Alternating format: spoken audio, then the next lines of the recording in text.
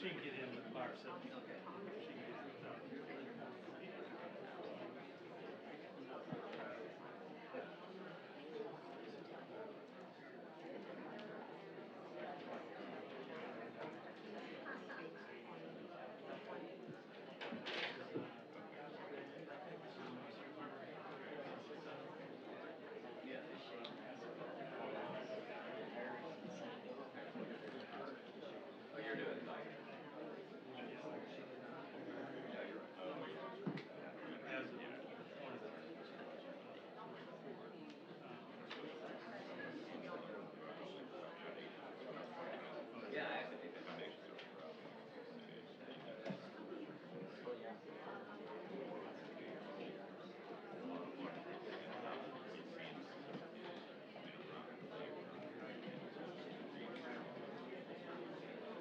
Thank you. We're going to talk about rezoning.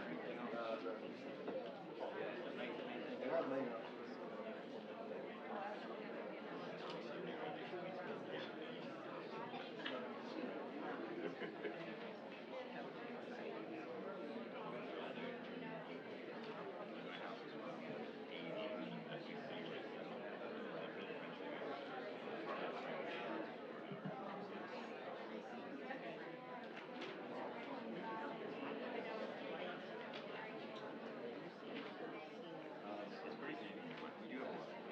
But like it's just not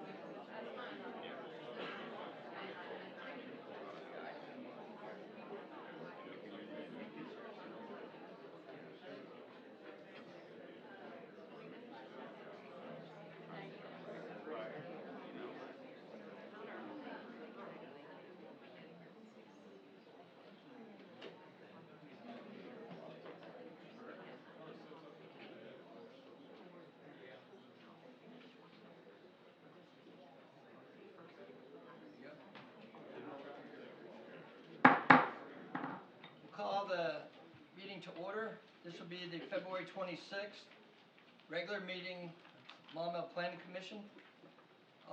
Many of you have an agenda in front of you. I expect that we've run out back there, but let me just kind of outline real quick our agenda so you'll understand kind of where we're going and when you'll have an opportunity to speak. Or we'll have general announcements where staff will bring us up to date on things that have been going on in the planning department at City Hall. We will then approve the minutes from the last hearing last month. Tonight we're going to vote for new officers. Amongst the planning commission, we've got 2 new members, so we would need to vote for our officers, chairman, vice chairman, and secretary. And then we'll go to old business, public comments of non-agenda items. All right, I expect that many of you are here for the new business, which is the rezoning.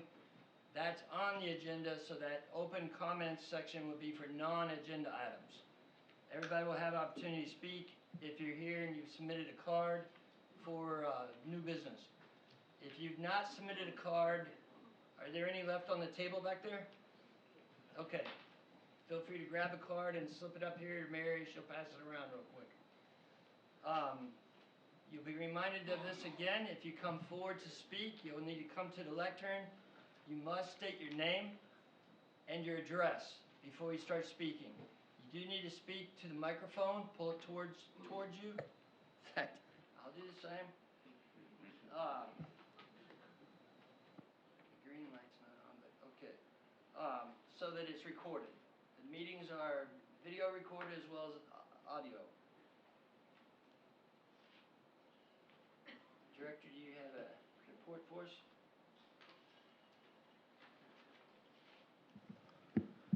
Thank you, Mr. Vice Chair. Mainly on staffing update, first off, I just wanted to say thank you to the planning commissioners as well as to the public. This past month, we've had some staffing shortages. Actually, all of my planning staff got promoted and went off to other cities to do great things, and I've been running the show by myself, so I appreciate everybody's patience tonight as well. I am happy to announce that I have 2 staff people that will be joining me on Monday, and we'll start onboarding, and I'm really excited about who's coming on, so I think you will too. So with that said, that's all staff announcements. Okay. Commissioners have been provided minutes from our last meeting in the January meeting. Any comments on those minutes? Mr. Chair, on the motion to defer, And I'm sorry, if you wouldn't mind speaking into so everyone can hear. You may have to pull the mics up to your mouth to hear them better, so just as a reminder. With all.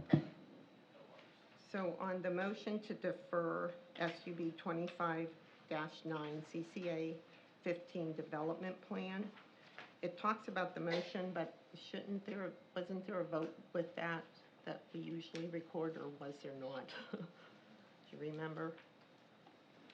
Which page was it? It's right before public hearing was closed, when we deferred the item. Do we take a vote on that usually? We did take a vote. There was a motion on this. Was there a motion and it wasn't placed in there? We can go back and check the recording and make sure, okay. And if there was one, we can have that added in. Okay, thank you.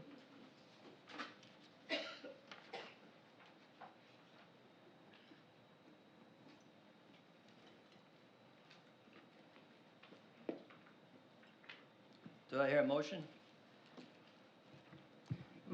Motion to approve. Second. Is that subject to that addition? Yes, sir. Okay.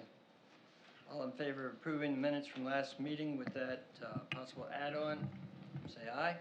Aye. Sound like all in favor. Anybody negative, and say nay. Okay. Next item.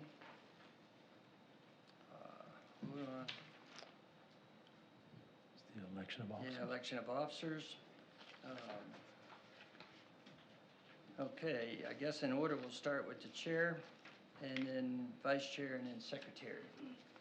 I'd like to make a motion to nominate John Jones for chairman. Second. We have a motion and a second. Mr. Jones, you accept that? Yes, Mr. Chair. Okay.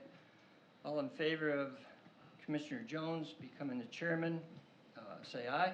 Aye. Aye. Very good. Chairman? Do you want me to finish out the vote? Please. Okay. All right. I'd like to make a motion that Tracy Gill be nominated as vice chair. All right, Second. seconded. All in favor of Tracy, myself being the vice chair again for this next term, say aye. Aye. Okay. And then for secretary, I'd like to make a motion to nominate Mary Winnick for secretary. Second. motion and seconded. All in favor of Mary Winnick being the secretary again this term, say aye. Aye. Very good, congratulations. And with that, we're gonna have a brief momentary change of chairs, and we'll continue the meeting. And while you are switching chairs, be sure to take your nameplates with you. And I guess another announcement that I did fail to mention, which is an extremely important announcement, I'd like to welcome our new commissioners to the Planning Commission. Mr. Mason Gates and Mr. David Nance, welcome to the Planning Commission.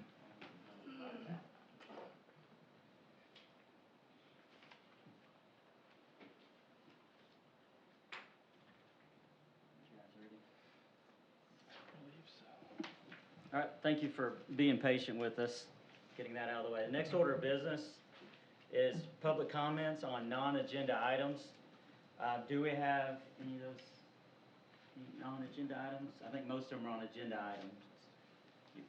I think, anyone else? Come on up, state your name and address for the record in roughly 3 minutes, and welcome. Okay, I'm Megan Griffith. I live at 116 Lake Valley Drive in Maumelle. I honestly don't know. I have a comment for the other thing too, but I just figure I'm here and I'm not sure if this is the appropriate group to say it to, but I think it's city planning that is over all of the Mass Tech. So, would you like me to address that? Or the Planning Commission is not in charge of that. Of course, I am. I'm the one that's Okay. over that. You can certainly contact us at the city, and we can. But the city refuses to call us back. I'm sorry, we do, but well, what I would recommend, I've got a card. I just figured with all my friends here, Sure. I feel like this is a great place to say that the city has failed to respond to our concerns. And so I'm happy to say it here. And if this isn't the place, then that's fine. But I just want it on record that the city has not responded to our concerns about damage done to our property. Okay, well, I'm aware of all concerns that have come through. I can get with my staff if you Okay. want to give me the actual address. What is that address? 116 Lake Valley Drive. And I do apologize if the rest of the committee, this is not the place for me to be, but I don't know what other avenues to follow, Okay. so. Well, and if you'd like to voice your concerns as well, you can voice it to City Council. They're the governing body of the Okay. city as well as the mayor, and he's the one that conveys information that would come down to me. Okay. I will say that I'm not quite familiar with 116 Lake Valley, if it was a Okay. recent damage or something, or if it's been a It was while back. Back in the summer. Back in the summer? Mhm. Okay. And I guess since if you don't, well. Okay. I'm yeah, we happy to can- follow up. Okay. Okay, thank you. Thank you, ma'am. Appreciate it. One other thing to follow up on that, the city council meeting will be on Monday. I believe this time is at 6 o'clock, directly here. So feel free to fill out a public comment card and go forward with that. Anyone else, public comment on non-agenda items? All right. Thank you. Next order of business. Let's see.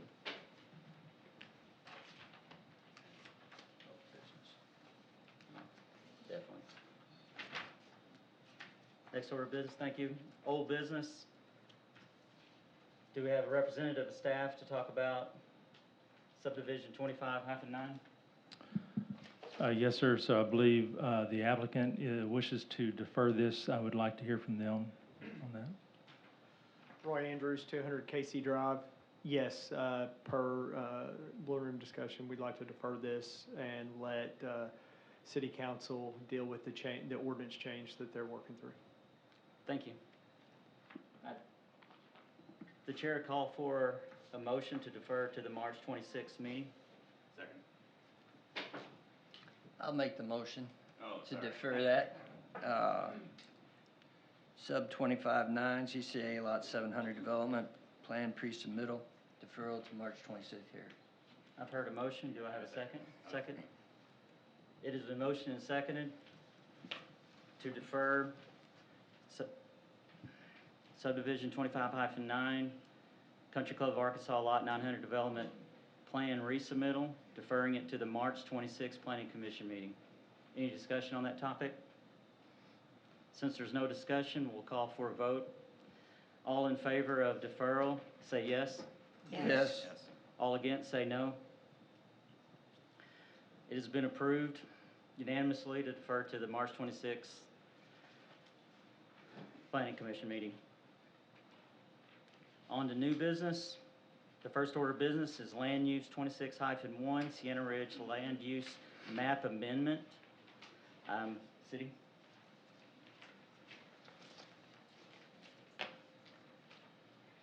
All right. Thank you, Mr. Chair. So first of all, and I think I'd like to kind of start out, so Mr. Chair, on the record, this is a rezone request involving approximately 173 acres owned by Epic Estates.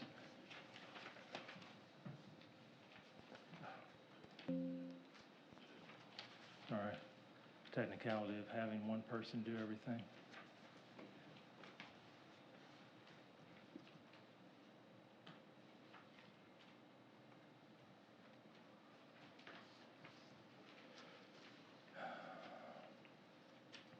Okay.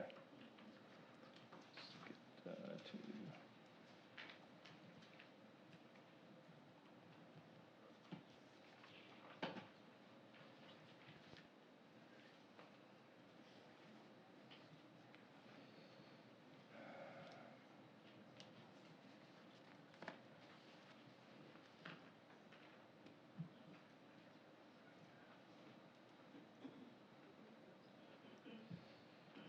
All right.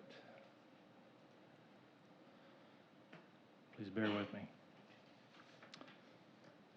This is a request involving approximately 173 acres owned by Epic Estates 3 LLC with Holloway Engineering as the applicant's representative. Existing zoning on the property is split among C1, R1, and R2. Let's see.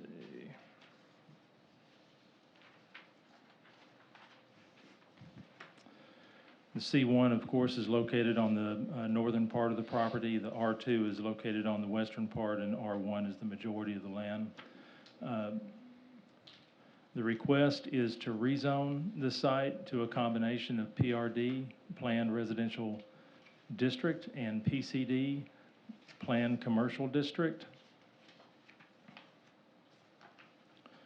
The current land use is SFD, which is single-family detached, multifamily detached MFD, and COM, which is commercial, which is in the northern part. The key point is that PRD PCD zoning is intended for a coordinated master planned approach rather than a series of unrelated developments. The applicant's concept is referred to as Sienna Ridge. In general terms, it proposes a mix of housing types, including single-family homes, townhomes, and apartments, and it includes a neighborhood serving commercial components of about 17 acres, which could accommodate uses like small-scale retail, restaurants, and similar services that support nearby restaurants. From a land use and compatibility standpoint, staff notes that the surrounding area includes significant R1 zoning. Because this is a planned district request, compatibility will depend heavily on the final plan details, especially how transitions and buffering are handled, where a higher density development meets existing single-family neighborhoods. Staff is specifically focused on ensuring appropriate placement of more intense residential types and that edges are designed to minimize impacts through setbacks, landscape buffers, and circulation design.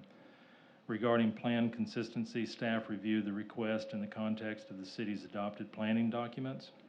The comprehensive plan supports a mix of housing options and neighborhood scale commercial when appropriately located and designed. Staff also notes that Maumelle Forward Framework, which was a strategic guide approved back in 2013,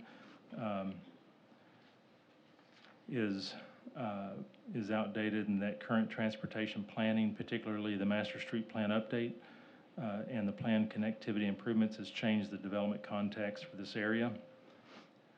On traffic, the information provided estimates that full build-out could generate about 3,859 daily trips, with peak hour estimates of approximately 289 trips in the morning, 386 in the evening, particularly with the assumed roadway connection in place. Staff's recommendation is that the next stage include intersection level analysis and modeling so the city can identify whether turn lanes, signal adjustments, or other mitigation will be required at key points, especially at connections like Odom Boulevard and other major access locations. On drainage and stormwater, the concept includes stormwater detention features, including a major pond or water feature. Staff emphasizes that a rezoning approval does not approve final engineering. Detailed drainage, erosion, control, and stormwater design will be required during the development plan phase, and concerns about downstream impacts, especially in areas that have experienced flooding, will need to be addressed with specific engineering and compliance measures. Staff has also received significant public input, including a total of over 100 contacts. Feedback includes support for improved connectivity and nearby amenities, and concerns about the intensity of multifamily development, the commercial component, traffic, and drainage. In conclusion, staff finds the rezoning to PRD and PCD with a land use amendment to SUR and SUC to be suitable as a planned approach, provided it moves forward with conditions and with clear expectations at the plan stage, specifically around roadway connectivity, traffic mitigation, drainage, engineering, and neighborhood buffering and transition standards. Therefore, staff recommends a due pass to City Council with conditions with detailed compliance to be addressed through the PRD, PCD development plan review. Now, those conditions are outlined in the staff report that was provided to you. Of course, it's not necessary to repeat those in any motion. A reminder to the commission as well, when we make motions, we always make motions in the affirmative, and either that affirmative fails or passes. And then lastly,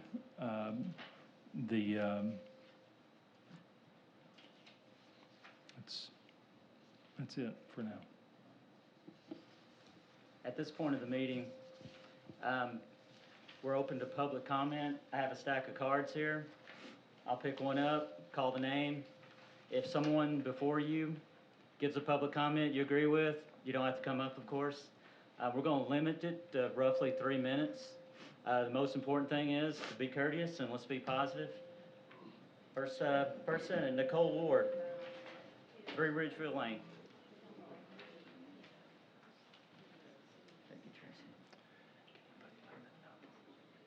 I'm Nicole Ward. I live at 3 Ridgeview Lane. Can I ask a question? Are questions allowed?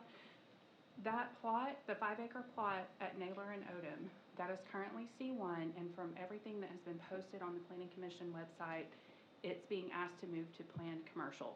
How do we go from that to apartments? Because apartments, per the ordinances, fall under R3. Can I address that? You can answer that. So currently, the location where they're showing the apartments is zone C1 for commercial.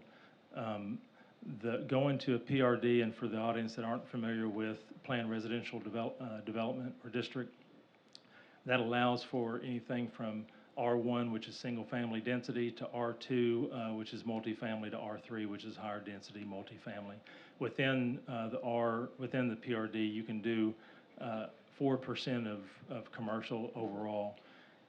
So basically, and I'm sorry, we don't get back and forth on questioning, but on that, it is it's down zoning from commercial to residential, and that's the request on that. Okay, so that has not been decided. So if it was not rezoned, those apartments would not happen. So that decision's not being made tonight on what's going on that land? Tonight is zoning only.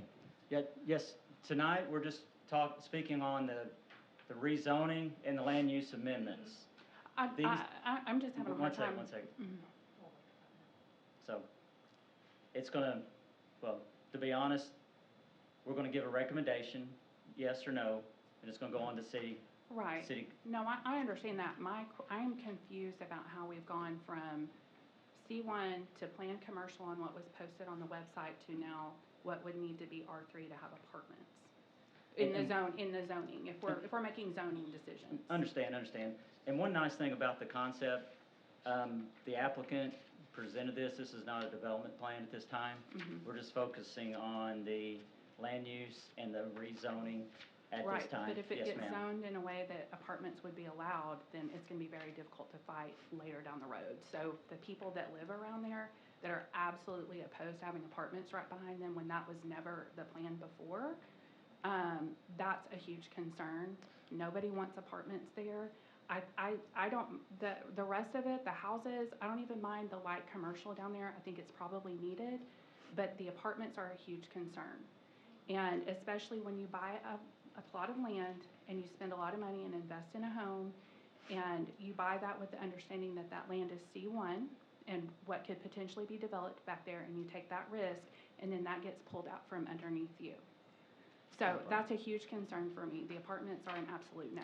Thank you very much, Nicole. Appreciate your time.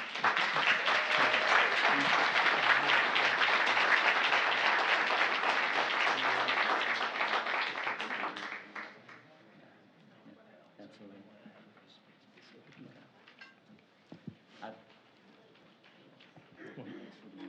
Deborah Johnson?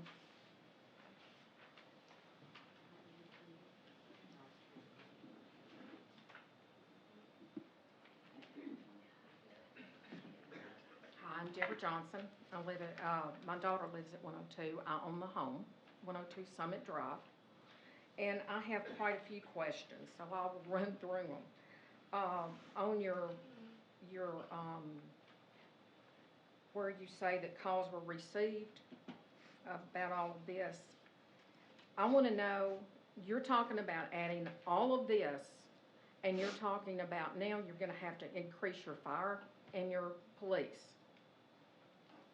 So who's going to pay for that? Naturally, it usually comes back to the taxpayer, and I'm the one paying the taxes. So you're going to increase my tax bill to do this. That's the first thing. And I don't know how many of y'all like your tax bill right now, but I don't. The next thing is on quite a few of these pages, on the first page, you have 120 apartments, 237 townhouses, and 25 single-family lots. Well, that's great. But on page 3, you then turn this into 357 multifamily or townhome units. Why are we changing our verbiage? Because now you can say, well, we can change that and restructure how many of each we're going to do. Then you do it again down at staff analysis where you say 131 large lot single family, 119 smaller lot single family, 110 and 127 townhouse units. I'm sorry, townhouse units are apartments, okay? They are apartments. Now, if you want to make them, you know, something else, that's one thing. But townhouses are still apartments.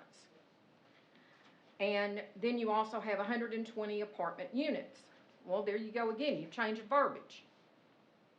So now you're telling me that, well, we can really change it at will. No. It needs to be stipulated and used the same way through the whole thing.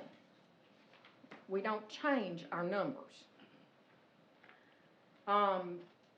The other thing is it says that 4 lanes are unlikely for this road y'all want to put in. Well, I've been here about 5 years, and I've seen traffic increase substantially. So now we're going to go to a 2-lane, but we're not looking down the road at 5 years from now when all of these people supposedly come in and fill up these homes and townhouses, or whatever you wanna call them, and all of a sudden, we need 4 lanes. Well, that's a whole nother issue. So why not, if you're gonna build a road, why not build for the future? Not for, well, what we think is gonna be needed right now. Yes, ma'am. Thank you. Thank you, That's Deborah. my main questions. Thank you, Deborah. Appreciate it. Mhm.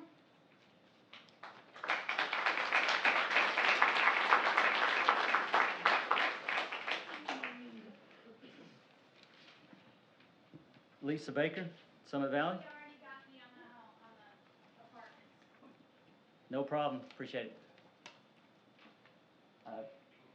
Did we have some? Dre Greenland, 135 Ridgeland.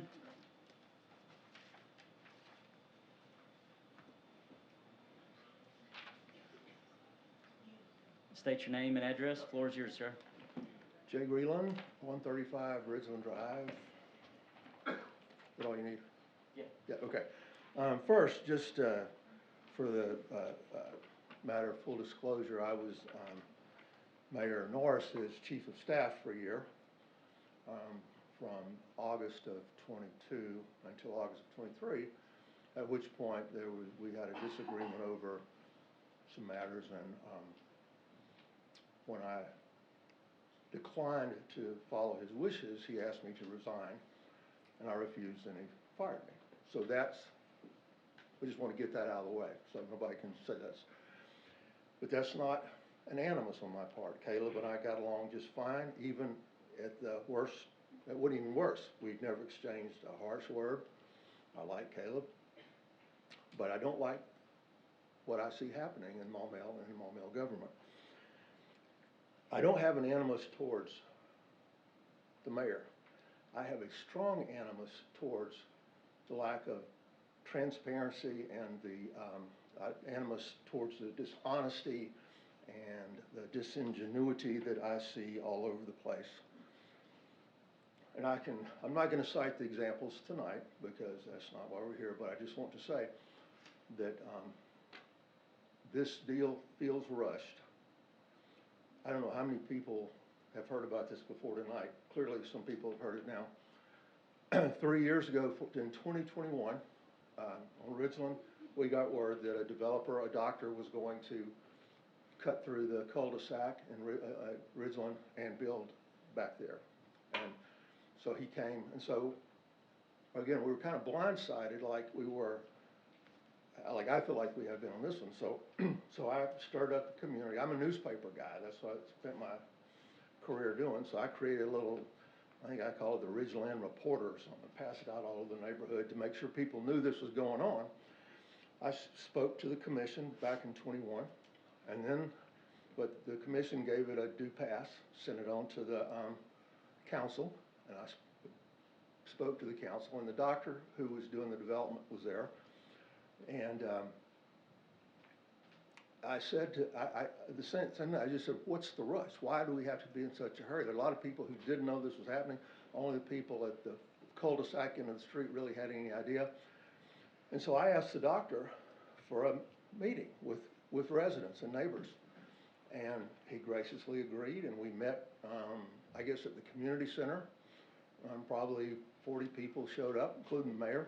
And he talked to us, and we all felt better because we were respected by the doctor who provided the information. He told us what his plans were, and we all felt better. So everybody calmed down. And now he's done it. He's started it, and he, as far as I know, has yet to sell a lot. I'm going to ask for an extension. Due to time, not tonight, sir. Mr. Greenland, appreciate it. Thank you for your comments, though. Okay. Thank you. Can I sign up to come back again tonight? No. Okay. There's a lot that needs to be said, and I just ask that y'all pay attention.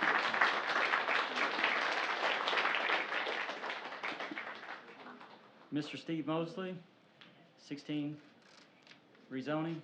Is Mr. Steve Mosley here? There you go. State your name and address, and the floor is yours, Mr. Mosley.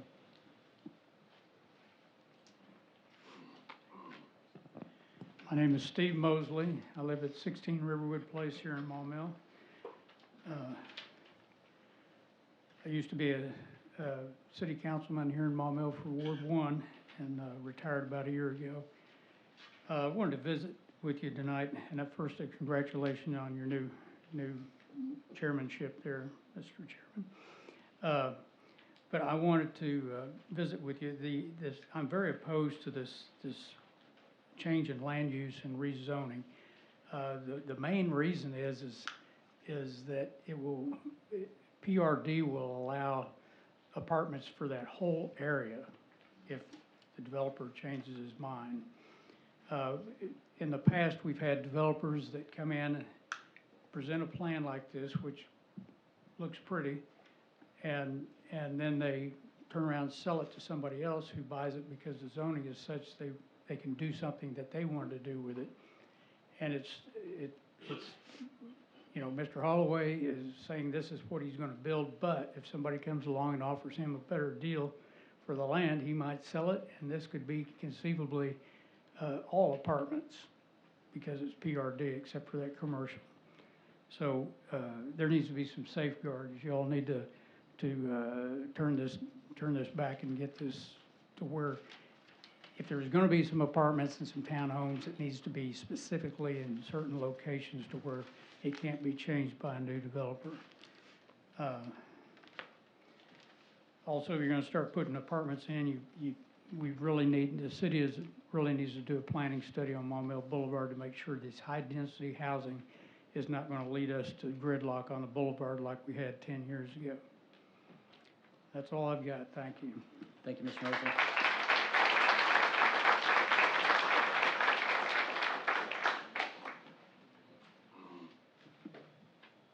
John Knight, 121 Breckenridge Lane. Is John available or? Oh, thank you. Come on up. Well, get my leg moving with me in sync, so give me 1 second, please. Take your time. We'll wait for you. Thank you. State your name and address, and the floor is yours as soon as you're ready.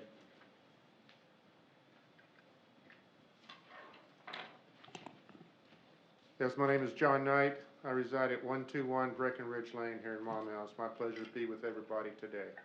And Mr. Grummer, thank you very much for clarifying the fact that we are in fact going to put drainage here, not like what you and I walked that time up through my neighborhood where houses are developed in Maumelle in neighborhoods with no drainage. And it's something I know that you've been working on. I appreciate your continued work. As far as this evening is concerned, I had a couple of questions, please. So bear with me, and congratulations, Mr. Jones, on your new position on that. As I looked at this, I think it was the 10th, when it was no questions asked in that back blue room there, just to try to get an idea of what we were doing, but still, I'm scratching my head even tonight. A couple things that, if you can lead me to where I need to go to find out, what timeline are we up against here? I have no idea. Okay, I don't know if we're talking about something 12 months, 24 months, 36 years. So something that I can see, what timeline is the commission on as far as getting this plan?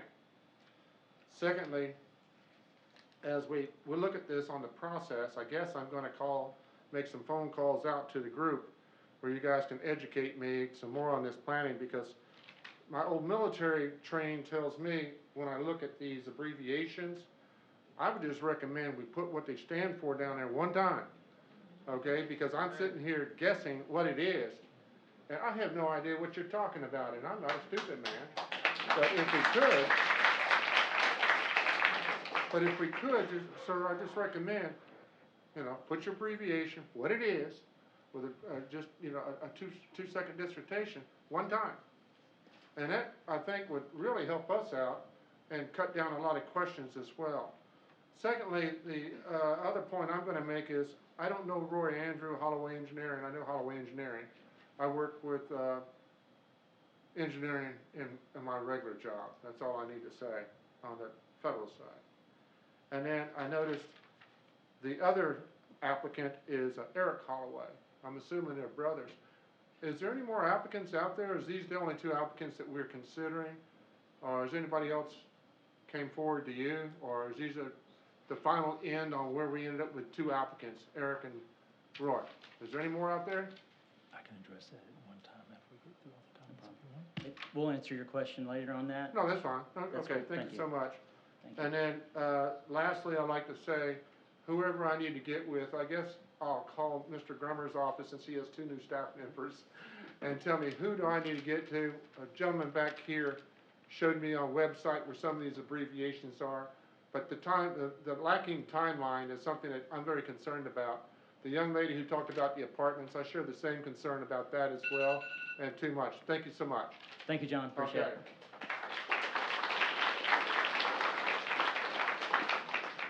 it. As a follow-up to John, as far as information, Mr. Grummer does a wonderful job. The commissioners, our information, our emails are online.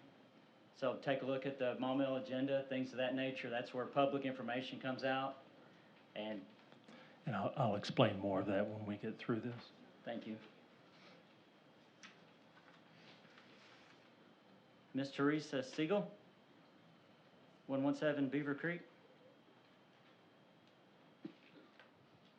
State your name and address, and the floor is yours, ma'am. My name is Teresa Siegel, 117 Beaver Creek Lane. The first question, the gentleman before me wanted a timeline. I would like the same thing of what we're looking at. I don't think that was answered. Second is, this is my first visit to this Planning Commission. I do have a concern where I live on Maumelle Valley Estates of the apartments. You talk about, expanding Lake Valley up to Millwood. I don't really that's because of all the apartments that are gonna be there, not the single-family dwellings. That would not be necessary if there were single-family dwellings. It seems to me, if listening tonight, there's a lack of transparency in this commission, in the developer. I wanna know if this is a done deal, and we're just here tonight just for y'all to just pacify us. And that is my question.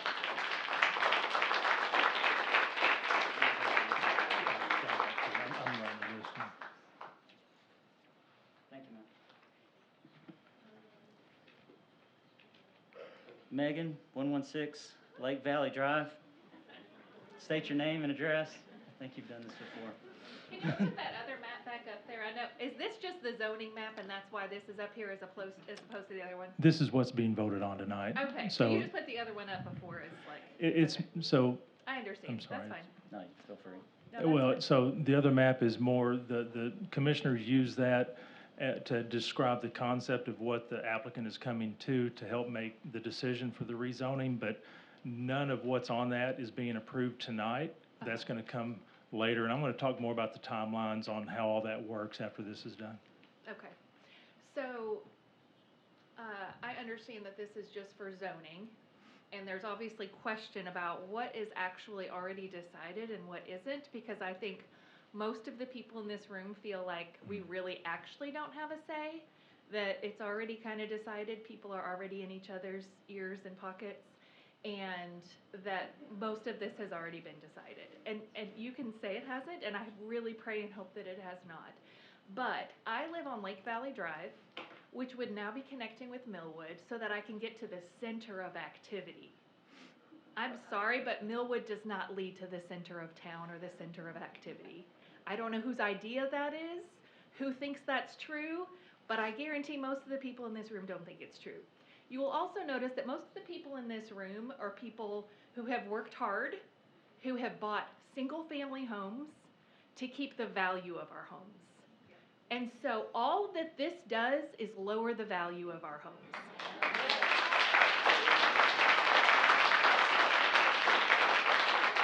I know that this is just suggested, but a Dollar General Market half a block from my house does not help my value at all. Any sort of commercial. Putting commercial development in the middle of one of the last natural settings in the middle of the residential housing of Maumelle makes literally no sense to me. You really are just saying, we want to make more money. And so I'm very frustrated by that. Thank you. Thank you, ma'am.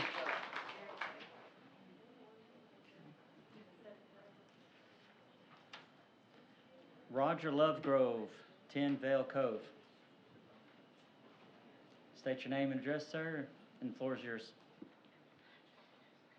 Yeah, my name is Roger Lovegrove, and me and my wife live at Tenville Cove in North Point.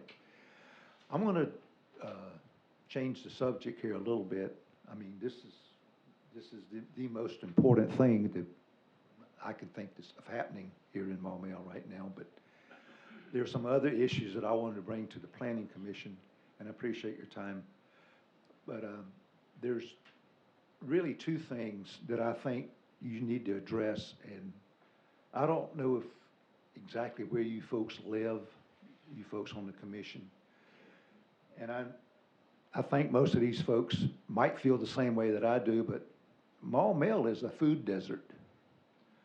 We've got one grocery store, and it's on the far end of Odom, and that's it. I mean, there's a Walmart over there in North Little Rock, but and the nearest grocery store is in Mayflower.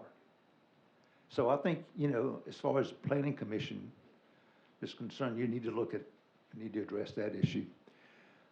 And another, I know it's nitpicking, but another issue that I think I need to bring to the Planning Commission is the far end of Odom, I guess it's the Morgan end, is in as rough a shape as any road in Maumelle, probably the worst road in Maumelle. It needs to be resurfaced. For the longest time, I was driving my car, my wife's car, I got a new car, I thought, have I got bad shocks? I mean, it beats you to death. So I think you ought to, you know, as far as the commission is concerned, put that on one of your timetables. And the last thing I wanted to talk about was finishing Millwood. But that's actually incorporated with this thing here, whatever, I don't know what to call it. But that would be the first thing you would do before you do anything as far as development, is to join Millwood. So it'll be a circle. It's not a circle now, it's two dead-end roads. And that's all I have. Thank you for your time. Thank you, Roger.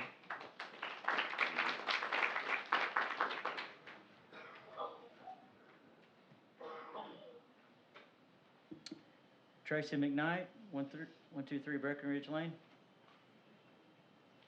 State your name and address, and you have the floor, sir.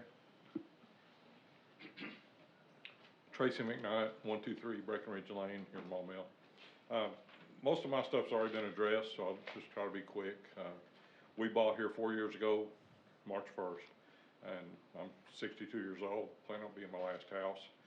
So I'm concerned about home values. I drive past this property daily. It's, you know, I'm not right against it, but I drive right by it. I've always known it would get developed. But my concern is, you know, we're gonna change it from single family to multifamily. I'm not against apartments if done right. You know, townhomes, there's some fine looking ones if they're done right. But you yourself said this is not a proposal even, it's just a concept. So my concern is you guys rezone this and then someone else comes through and buys it and says, you know, I can make more money instead of 120 apartments, how about 360? And why 237 townhomes, why not 500? And so I think you're asking the community to be behind something before it's really determined. I mean, I came to the thing on the 10th, and what Mr. Holloway showed looked nice. I would have, you know, next to zero problem with that. But I don't have a comfort level that that's what we're gonna see when this all happens. And that's what I would like to know, maybe you guys can answer. You know, when you rezone it for multifamily, is there a limit? You know, or is this just up to the developer to see what makes the most buck? And I know everybody's gotta make a dollar, you gotta pay for a property if you're gonna buy it, I get that. But all of us have already paid for a property, and I'd like mine to stay. I plan to live in my house, it's my last house. You know, I lived in my last one 22 years before I bought this one. This is my last home, and I'm not gonna move over a development, but I'd also like it to not, you know, negatively impact the value. I'm sure everyone can understand that. So, thank you. Thank you, sir, appreciate it.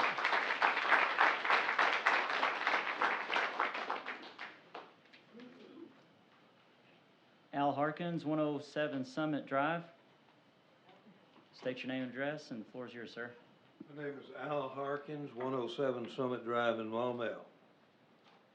First of all, I notice there's a lot of questions being asked here, and I assume that at some point, someone's going to give us the question and the answer. So we certainly want a response to what we're saying. And I'll say my claim to fame with Maumelle, I've been involved in it for many years, is I made Jess Odom the loan to put the plan, to buy the plans for Maumelle in the early 70s. Anyway, that has nothing to do with anything other than I just thought you might want to know that. Second thing I want to point out is everybody in this room is a voter. And everybody in this room has a whole bunch of votes connected to each one of us. This is a good representation of our community. And it's very important for this committee as well as the city council. I don't know the process. I've never done this before. But I don't know the process, but I do know that there's more objections in here than I've talked to a lot of people in the room, and we have coffee, a bunch of us guys have coffee, a bunch of old geezers on the morning, and they all they've talked about this. Everybody's concerned. So we certainly want you to recognize exactly how serious we are and how this bothers us. Now, my house backs up to Odom Boulevard. Of course, I would like to see the herd of 25 deer stay there, but I know they're not. They're going to be run out. But nevertheless, what I'm concerned about, and I saw the map up here, is that it had looked like it had a green belt across the road from me from whatever was going to be built. I would have a lot less objection to anything if we had green belts in the right place. That's one thing I've noticed about Maumelle, and I've been living here 6 years now, is that we have green belts in an area that really camouflages the things on the other side. And that's a good thing. I have a bunch of other issues coming up that will not have to do with this meeting, but nevertheless, the concern that I have is, like everyone else, I think that when we come up with a plan like this, our head is in a fog. We really don't even know what the heck we're talking about here today, because I have no idea of what is going to really happen here. What I think would be a good thing would be if there was a real concept given to us with some real drawings and some real numbers. Now the question, my last question, and I'll shut up, is that when you approve this today, does that mean that there's more approvals on sections of this or portions of this that has to come back to this group? If you do that, I'll feel a lot better about this. That's it. Thank you. Thank you, Al. Appreciate your time.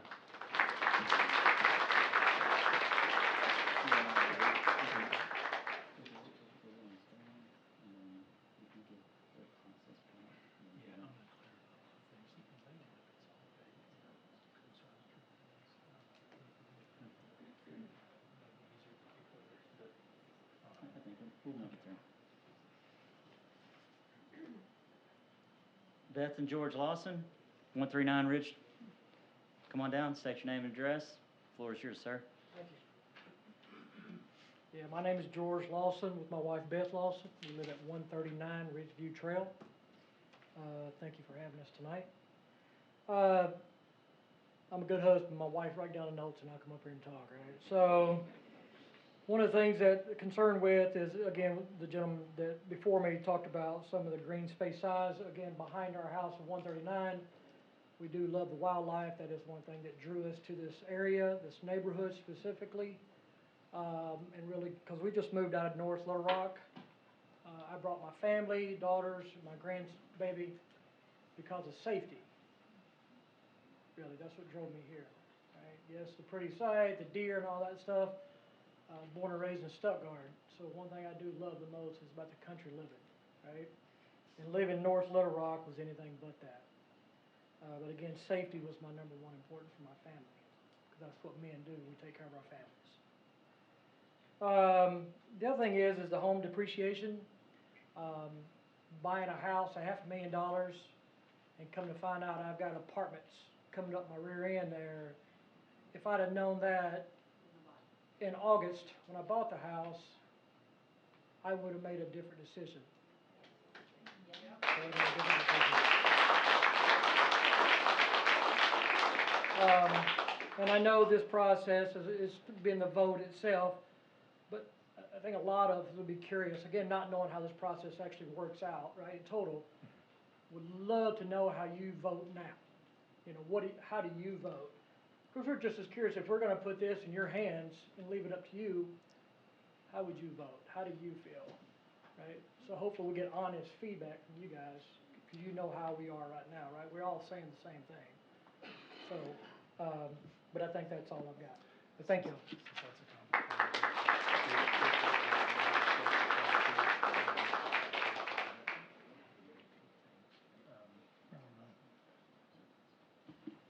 One thing to follow up on that, George, thank you for your time. And, Jason Beniff, 28 Washita Drive. Good evening, my name is Jason Bentliff, I live at 28 Washita Drive. I agree with a lot of what's been said here tonight, and I was at the meeting in the Blue Room a couple of weeks ago where some of the things were explained, so I feel like I have a little bit of a handle on what's going on with this. My concern has a lot to do with the green space that's behind the Washita Drive. One thing I feel is missing from this description is that Washita Drive is south of a lot of this, and right now we get a lot of people treating our street as a through street in order to get from Odom over to Millwood. I do feel that the artery street that they're talking about putting in all the way from completing Millwood Circle over to the other side of Odom is probably a good idea for the future growth of the city out to the northwest and necessary. But lots of buffering of green spaces is going to be a great idea. And the walking trails, connecting some of the walking trails and making sure that people can get around and access these new spaces and the old neighborhoods. Right now, Washita Drive, the cul-de-sac there, at the cul-de-sac corner, there's a space that would make a great place to access up into the entire middle of that. Over at the far east end of it, where there's a park where there's some green space, the trail should come down there, and there should be zebra crossings. Right, people are going to want to walk all through this space. A big problem with Maumelle is the lack of walkable neighborhoods. We have people walking all up and down Odom now with no sidewalks to walk on, just walking on the side of the street. We have people all up and down the boulevard now in places where there's no walking streets. We need to continue to develop the walking trails. And I just want to reiterate that in this new development, we would all love to see a limit on the number of multifamily dwellings, apartments, whatever you want to call it, a maximization of the green spaces and buffer zones, and a maximization of the walkable areas. Thank you. Thank you, Jason.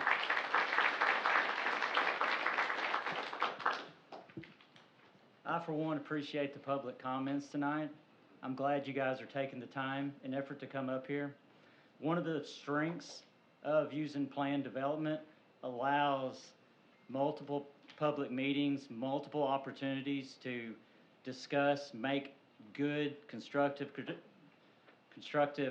comments, go forward, and build a good one. That's the whole idea about planned unit development is cooperation between the applicant and the city.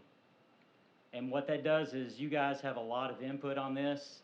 I've done this for a few years. Obviously, it doesn't look like it tonight. But quite honestly, I appreciate the effort, and we have a stack. I want to keep going through and really give everybody an opportunity to speak tonight. Mr. Grummer's going to do his best to adhere everything that went down. One important thing in the whole operation, after tonight, definitely, if you have questions or if they're not answered, speak to Mr. Grummer, send an email to us, send an email to me. My email works. Ask good, constructive questions, and we're going to get through this. This is a big development. 173 acres is 50% larger than Vatican City. Think about that. So, next on the agenda, Neil Hayes, Cortez Cove. State your name and address. Go. All right, I'm Neil Hayes. I live at 2 Cortez Cove. it has been my experience that the city government of Maumelle is not incredibly small business friendly. We are looking at, and then truthfully, the residents of Maumelle are also not the most small business friendly people that we have seen. That's fine. We're looking at adding a few thousand people to this development. And so with that, when we have the lack of businesses that Roger touched on earlier, what programs and what businesses are going to be put in place to give the families something to do?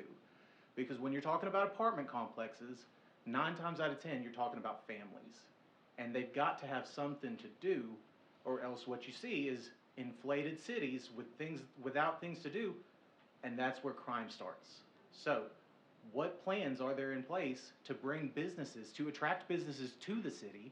What programs are going to be put in place for the families that we're also trying to bring into this city? And yeah, that's mostly it for me. And then I will just touch also, the average house price in the area that we're looking at is $350,000 to $500,000+. A lot of those people, they may get real upset when apartment complexes come in and they have a hard time selling their homes. And they're gonna take their ball and they're gonna go to North Little Rock, and these houses are gonna sit here and they're gonna depreciate. So that's my piece. Thank you, Neil.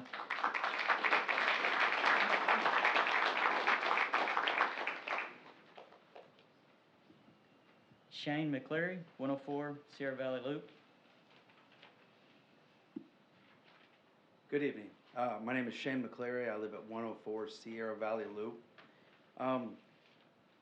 Please make this clear for me. Are you voting to change the zoning tonight? We're voting to recommend to the city council. They have the final voter-enabled authority to change the master street plan. So we're... And the zoning. And the zoning. You will be making a recommendation based Yes. on a vote tonight? Yes. Can I ask one of you to make a motion to move that back 30 days or to the next meeting, so we have time to come together and maybe put a I don't know, a list of names of people, what do we call that, a petition, stating that we, and I think if we ask for everybody raise their hand who didn't want this, they can be just about everybody I can ask. Anybody want this? No. Anybody don't want this? All right. So, and this is just a fraction of the people that live in the area. So my question is to you, anyone that can make a motion, would you please move this vote back to the next meeting? Is that, anybody like that idea? Okay. Because I believe we could probably come up with a petition with, I don't know, many, many thousands of residents that would oppose this. So please, someone make that. I hope someone has the strength and courage to make that motion. Thank you for your time. Thanks, Shane.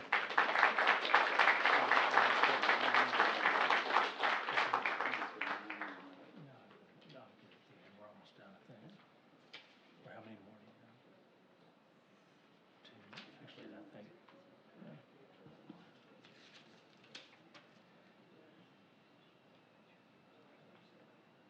Benicia Minnick, 185 Ridgeview Trail. Veronica, thank you.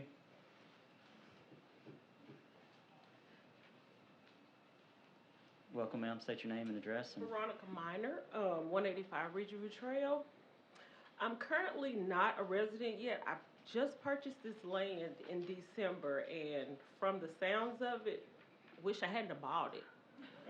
I bought this land thinking that I was going to have this magnificent green space with the deer, and we already call it, me and my boyfriend soon to be, start our second phase in life, which is retirement. You know, getting rid of our kids. This is going to be our forever home.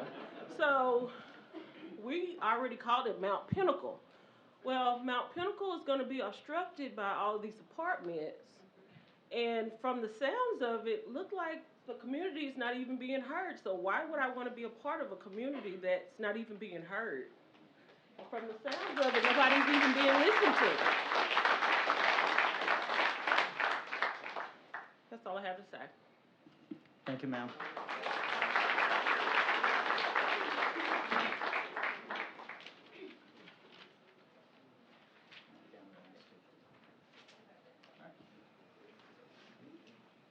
Mr. Wagner, 36 Chico Drive.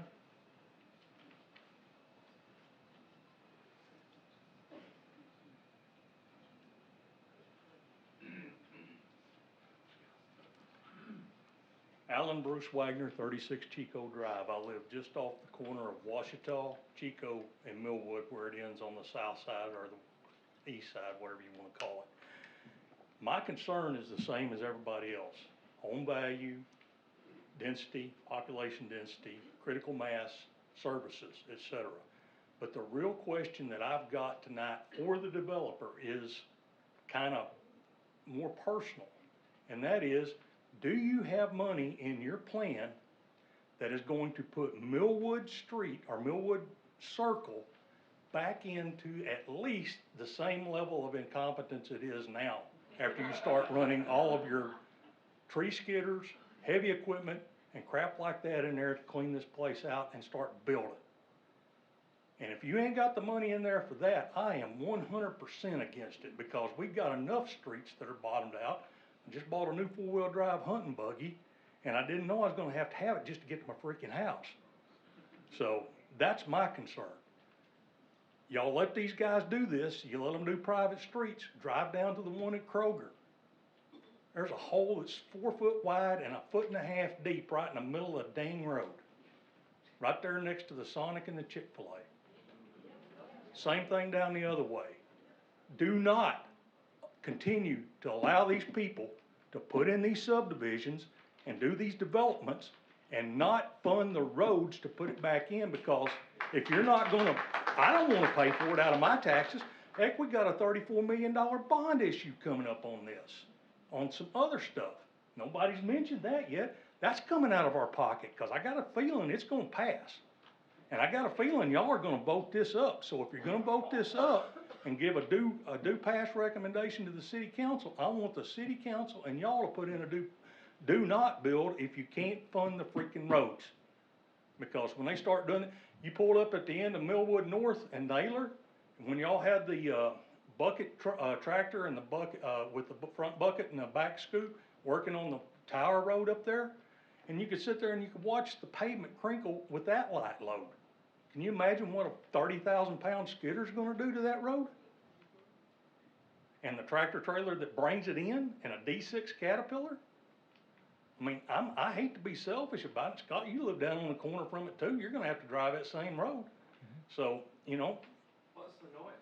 Hey, well, there's all that. So that's my concern. Thank you for allowing me to state that. And I know it's not necessarily to do with the zoning, but when it's all said and done, it still all goes together. Okay? So thank you. Thank you, Mr. Wagner.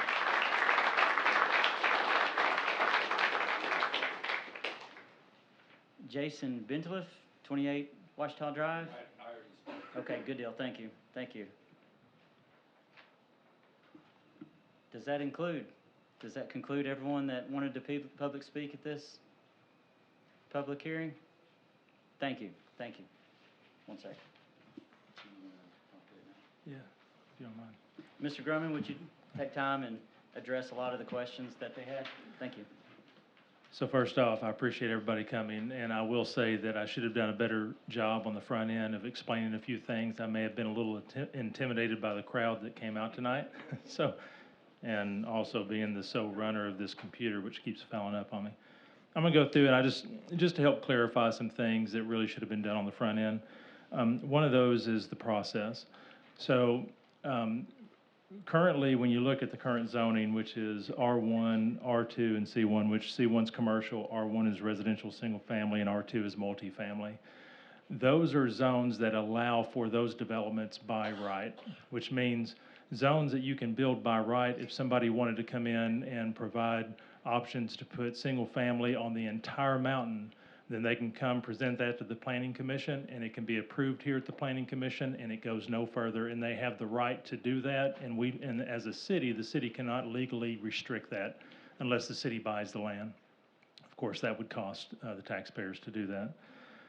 So that's just kind of the process. The recommendation on the rezone to a PRD and a PCD, which is Planned Residential District, and that was outlined in the staff in the staff report, which also can be, all this can be found online if you go to maumelle.org. That's the city's website, and on there, you can go to the government tab, and there's an agenda center, and we have always posted everything that has come through this planning commission and city council. It's fully transparent, and you can get it right there and get as much information that you want. And you can also be notified for future notifications of actions. So the planned residential district and the planned commercial district, that's a more scrutinized process than the other zones that I told you. What happens is it goes through first when a development proposal comes forward, then we evaluate that and we determine do the streets align with the proposal and does the zoning align with the proposed. In this situation, it did not. So there were recommendations for changes to the master street plan, changes to the zoning before they even bring the development to the table to be discussed. When we discussed the change to the master street plan, and I will show that because that was one of the items that came up that is kind of confusing, and I would certainly want to clarify that. Last month, and it's going through city council right now, was an amendment to the master street plan. So one gentleman that came up said we should connect Millwood Circle, and that has always been on the plan. That is basically caused this land to be one of the challenges for a developer to develop, because Millwood, as you all know, is a 4-lane road, and it's very expensive to build.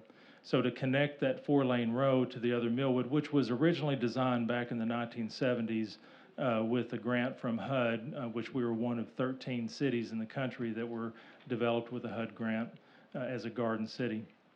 It made a lot of sense back then, but back then also when they designed these streets, it was designed for a population of 60,000 plus. Of course, we're not going to get there. We're barely 20,000 right now.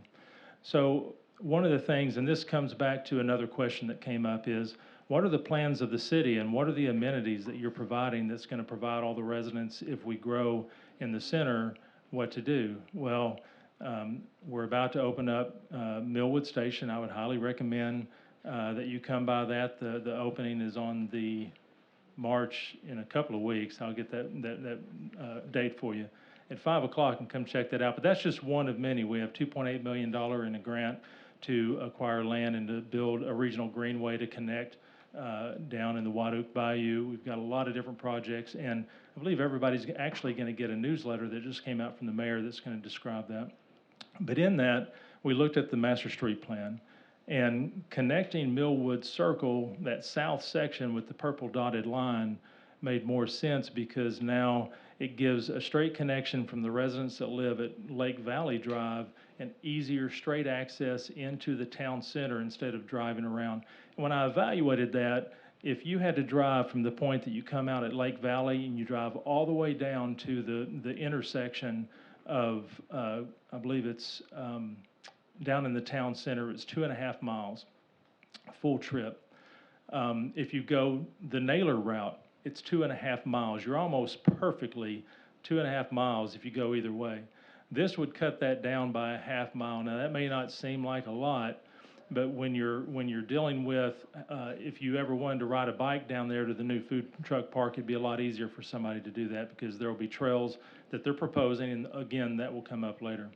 So that was acted upon last month. City Council is at the 3rd reading, which is going to happen next Monday. And you can certainly come out to that and you can speak. That's a public hearing, another transparent meeting. This month, of course, the proposal is to change it to PRD, PCD.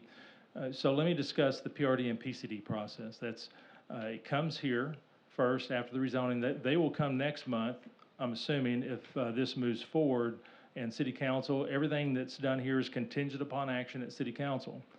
They'll come with a development plan next month after the rezoning, and then they'll present that. Before it comes to Planning Commission, and the Planning Commission and City Council actually added criteria in our ordinance and law that requires an additional meeting with the public before it even comes to the Planning Commission. That's called a community meeting that will happen before they bring this development plan forward. And that will give you the ability to actually come in here, sit down, and have a one-on-one conversation with the developer and talk about your concerns and talk about the things that you want to see and you don't want to see, and your concerns about value and all the other things that have been brought up. So I think it's a great process. Now, after the community meeting, we have a planning commission meeting to discuss those things. And then we hear the community, and we work with the developer, and the developer works. If we can't address the concerns, then we work at trying to figure out how to mitigate that. Now, within that review process that we do when it's coming through, we look at things such as buffers and concerns between properties and natural areas and the sidewalks, the amenities, the density, the type of housing that it is. We look through all that and we determine the impacts around that. And it allows the ability for the residents and the community to communicate with us. So that's next month. If we recommend and send it to City Council, then the next month it goes to City Council. And at City Council, there's actually 3 meetings in which they discuss this to give you the ability to come back and talk time and time again over 3 additional meetings to try to work this out. Last year, we worked through a modification to our ordinance of the vegetation because a lot of people were concerned about some trees that were cut down on the boulevard. Well, we found some errors, not errors, but there were just things in the ordinance that we wanted to clean up. And we took several months back and forth, went to City Council, came back to Planning Commission, and we worked that out. Now, it's back at the City Council, and that's under review for things. But either way, once we got done, those residents who we worked with, and I believe one of them came up here and said they were very pleased with the process. So for those of you, and I don't know how many of you, this is the first time that you've stepped into the City Council chambers, but it's a very transparent and very open process, and I really thank everybody for coming out. So let me just touch real quick then on, I've got the process done, timeline. Again, it's going to be many months before anything is even approved. And the master street plan, the zoning, the development plan, these are all things that the developer, they have to get these what's called an entitlement before they can even purchase the land, because if it can't be approved, then they can't purchase it. I think there's a question of, is there any other applicants out there? Well, the city doesn't control that. This is the only applicant that has come to the table with a project on this area. It is privately owned land, and I think one person mentioned, or a few mentioned about purchasing property close by, and they may not have made that action. And I would like to touch on the other benefit of being a planned residential district is, and I know I didn't show this because we are not acting on what's being shown here. This is conceptual, and decisions that are made are based on the concept. We'll get into the weeds of what the city is willing to allow next month and further actions. But if you see on this plan, you'll see there's large lots, there's small lot, all single family. There's some townhomes. They have shown apartments, commercial. These are things that, of course, you're here and there's concerns about, and we'll have further discussion. But the large lots on top of the mountain, which are very close to the commercial, the townhomes, all that, those lots are larger than most of the lots that you live on up here. And I believe what's being proposed are actually large single-family residences that could exceed property values in some of your areas. So you've got a varying degree of housing types. You've got some high-end home potential. You've got some mid and whatnot. So there's, and again, those are the concepts when they come with future development plan, they will have to define that. Now, once that is defined and once that is lined out, then they just can't sell it and somebody else builds something else. There is a concern about the numbers, and I apologize for the confusion on my staff report. You heard 120 apartments, so many townhomes, and I clumped them all together. Sometimes when I speak about housing, it's multifamily is one, and townhomes and apartments are both multifamily if they're attached. So I added the numbers that came into a total number of attached versus detached units. The, so that touches on a few things, and I'll go through this, and I'm sure if other questions come up to the commissioners, we can probably point them out. Thank you, Mr. Grummer. Chairman, can I Please. add a couple comments? There was a question about. You want to hit your mic? Yes, I'm sorry. Thank you. There was a question about the term that's used, due pass. And I suspect there's a number of people in here who probably don't understand it, because I think it's very confusing to a lot of people. Do you want to take a stab at that, or do you want me to take a stab at that, or director to take a stab at that? It's, Sure, I'll go ahead. One thing about tonight with the due pass recommendation, we'll vote on it, a majority. It sends it on as a due pass. The ultimate decision, the city council can take our recommendation, say okay, or they can take our recommendation and go no. Or thirdly, they can send it back to us and say, hey, we want you guys to do something a little differently, study it a little differently. All three have happened in the last couple of years, so I wanted to make sure that that's known tonight. And thank you, Tracy, you have anything else? Go ahead. Yeah, but the term due pass, in the context of what we vote, we have to propose a motion in a due pass. So theoretically, for example, a commissioner could make a motion to pass whatever the motion is, knowing full well that they're going to vote no on that due pass recommendation. So the vote is what matters. The quote due pass recommendation, I don't want to say is less relevant, but it's the vote that matters. In order to get the vote, yes or no, you have to, some commissioner has to make it as a due pass recommendation. And then everybody could turn it down for that matter. Mr. Chair, and that's right. So it's always been the history of the Planning Commission to vote in the affirmative, but then it can be chosen to vote down. And just to let you know on the action tonight, if the Planning Commission disapproves the proposed amendment, the proponent may appeal to the City Council, which shall review the action and may approve the proposed amendment only by not less than 3/4 of a vote of all the members. Such appeal shall be made via the city clerk. So, and then also, I know it was confusing on the agenda. There's a lot of items. Because they have different areas that they're trying to rezone, we have that as a separate action. So if the Planning Commission says we don't want to rezone the C1 to PRD, then they can vote that, they can make the recommendation not to approve that tonight. So those are the discussions that we're going to have as a commission. Mr. Grummer, I'd like to open the discussion for land use 26-1, Sienna Ridge Land Use Amendment, to discuss item A. Do we have any discussion or anything from the commissioners, any questions or anything of that nature? Mr. Chair, I just have a Alice, question. Ms. Maumelle. Yeah. I just have one question, just kind of, 'cause I'm hearing the common theme about apartments, and I know, just for clarification, at Lake Valley and Odom, are we not across from that intersection in the non-developed area, are we not already at an R2, which would be multifamily housing currently?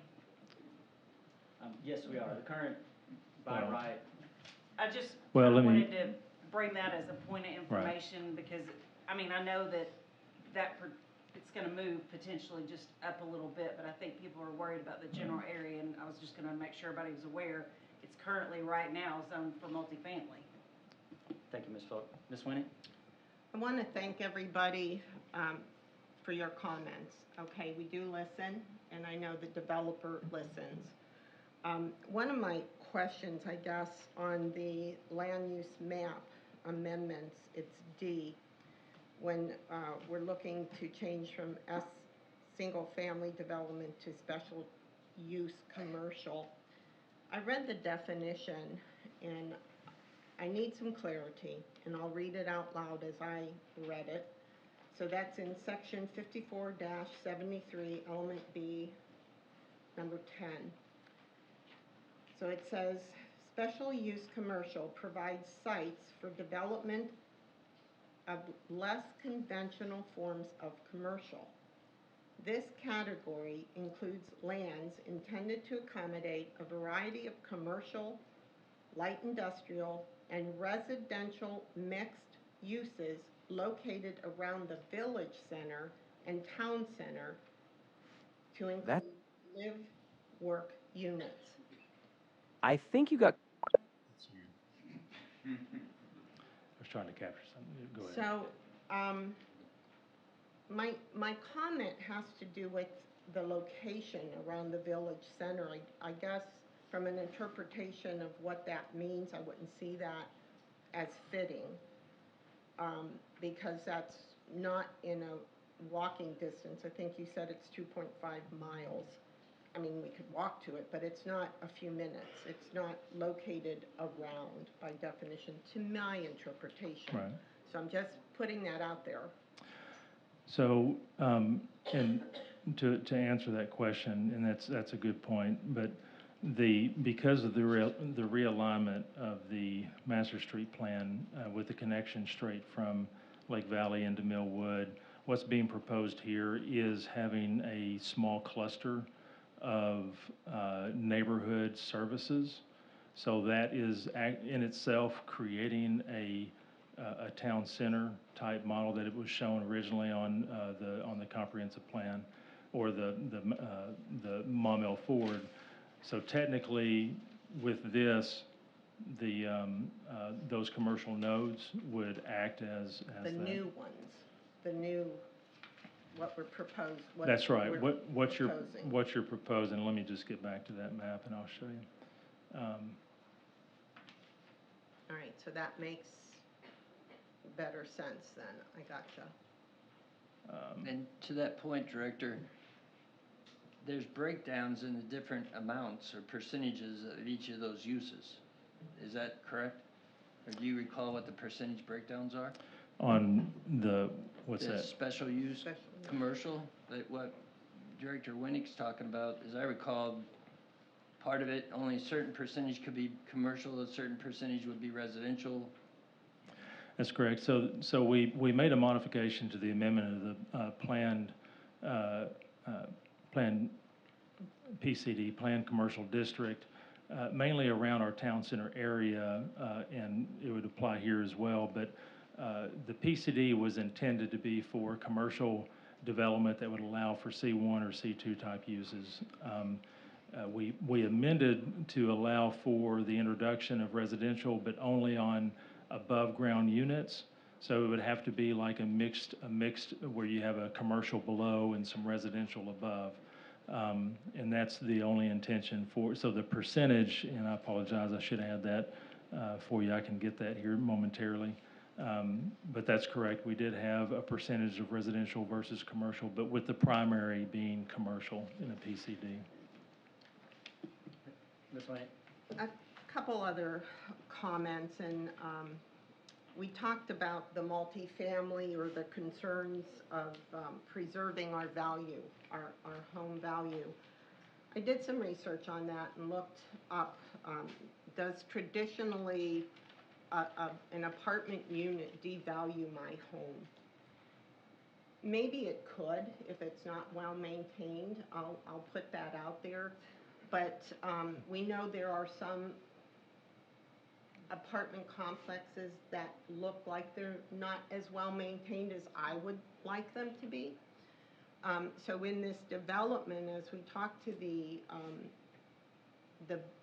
developer during the subcommittee, those were comments we talked about. You know, I don't want to say a high end, but a well-maintained community.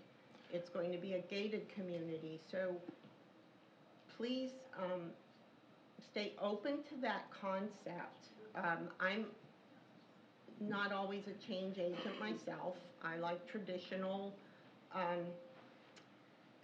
community, but I'm asking you to take a pause and listen to what perhaps the developer can talk to you tonight about, and let's listen, okay? I think, yes, and when I see a multi-family apartment complex, probably it isn't the best thing I want to see or look at.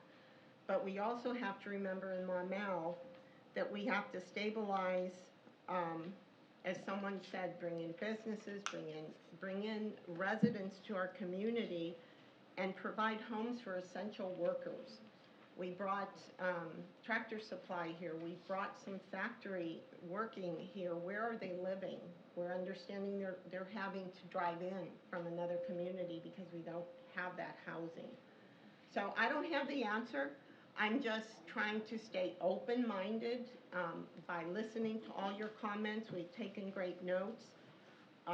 So I do want to move on with the agenda, but I will make a motion for deferral if it means we need more time to be thoughtful, mindful, and have a good plan for the community.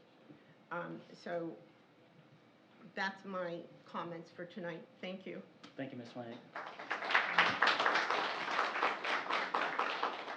Commissioner Rhodes, go ahead. Chairman Jones, I would have to agree with Commissioner Winnick because, you know, even for the community to take the time and even coming to speak, and I know sometimes when it comes to public speaking, a lot of us can get nervous, and I think we want to take all of that into account, not only their concerns, but even just the fact that they have gotten here to bring this to our attention. And it means a lot to sit here and listen to them because I do understand. I agree with the reason why I moved to Maumelle because of the safety, because of the home value. So I get all of that, and especially, you know, starting off, well, this is my first home. So with a younger family, I wouldn't want that purchase to go to waste either. So I would, and he, sorry, sir, he made a great suggestion on like giving a what do these things mean? It's almost like a foreign language to those who aren't involved in this. So if that's possible, I would like to defer until the next meeting too, to give some of this information, and even if it's like a frequently asked questions, like, hey, during that meeting, we did ask this, and this was the answer that was given, so they have a reference point in the future. Thank you. Before the chair considers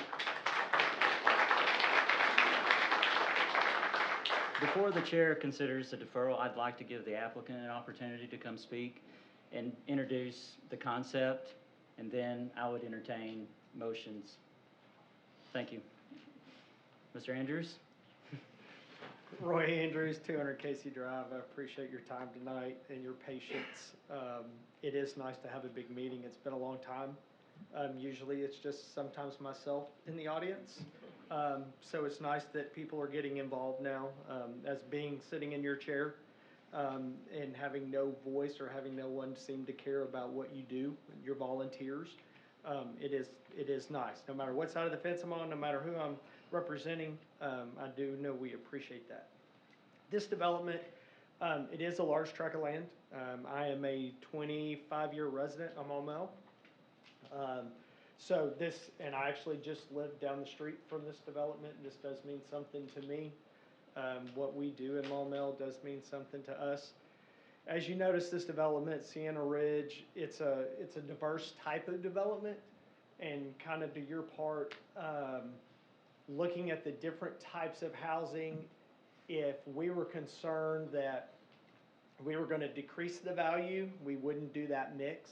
But as we've noticed with other types of developments, when you have that mix, you can actually bring more value to what's going on. Now, the green space is big key. Really does help. If you look at the existing developments around, you'll notice we have green space all the way around. And we do that for a couple of reasons.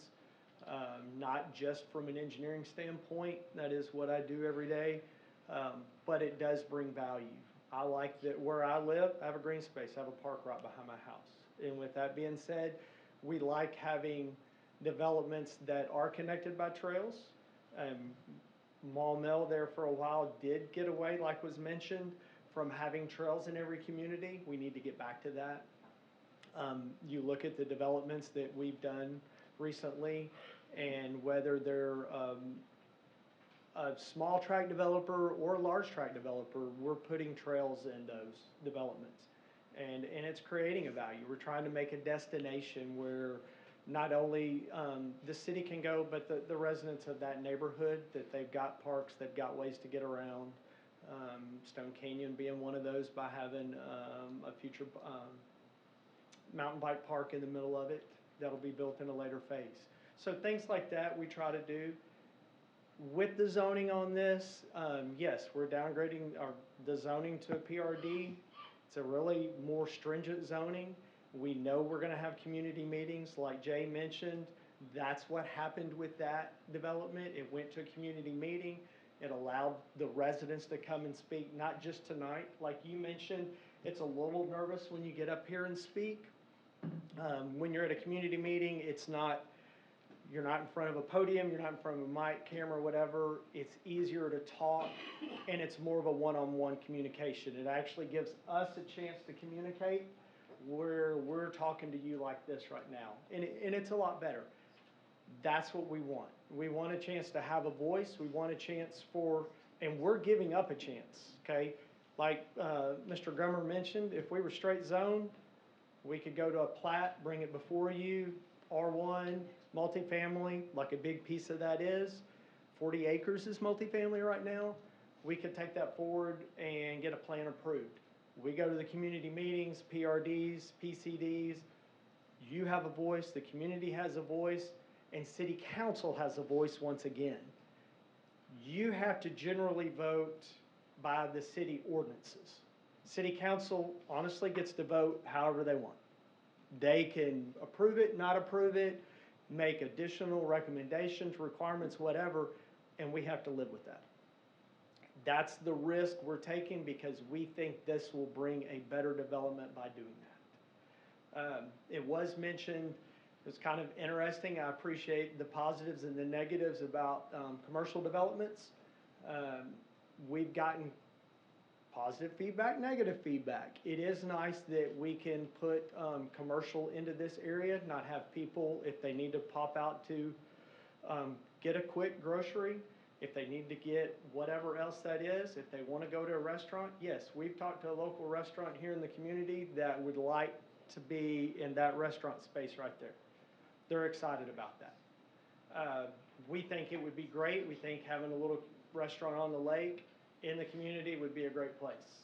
If you look at some of our other restaurants, look at Town Center, there's synergy there.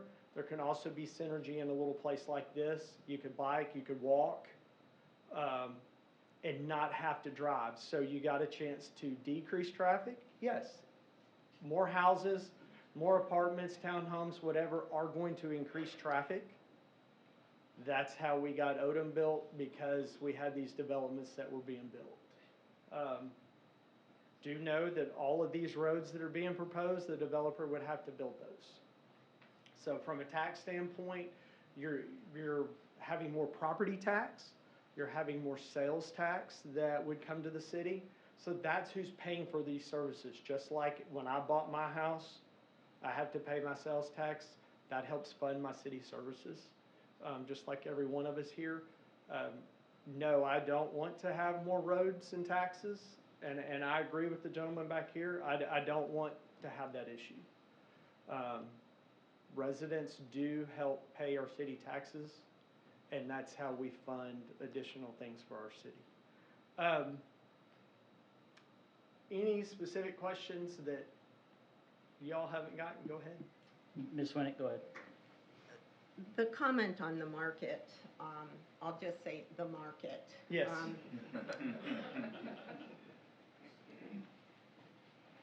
I don't want to say Dollar General needs some marketing done to raise the bar, but that's my sense, okay? That's how I feel. But have you considered Co-op Market, Whole Foods, Fresh Market, Trader Joe's, something unique to bring rather than Dollar General branding? So I'm just putting that out there because I did, again, I'm not saying I'm the only one looking online and looking what we could benefit from, but I do get tired of having to drive over the river too for something different than going to Kroger. So yes, just think that through. What else our community needs for a family, for our, you know what I'm saying? So that we're not having to go to our neighbors.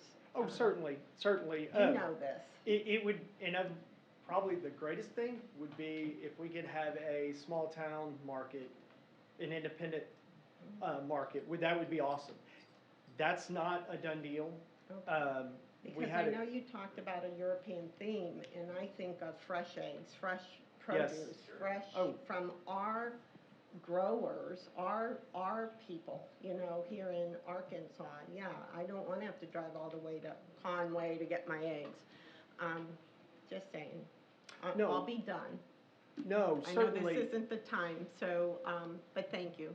Thank you, Thank you, Ms. Winnick. Go ahead, Roy. We're You wanna finish certainly up? open to any of that.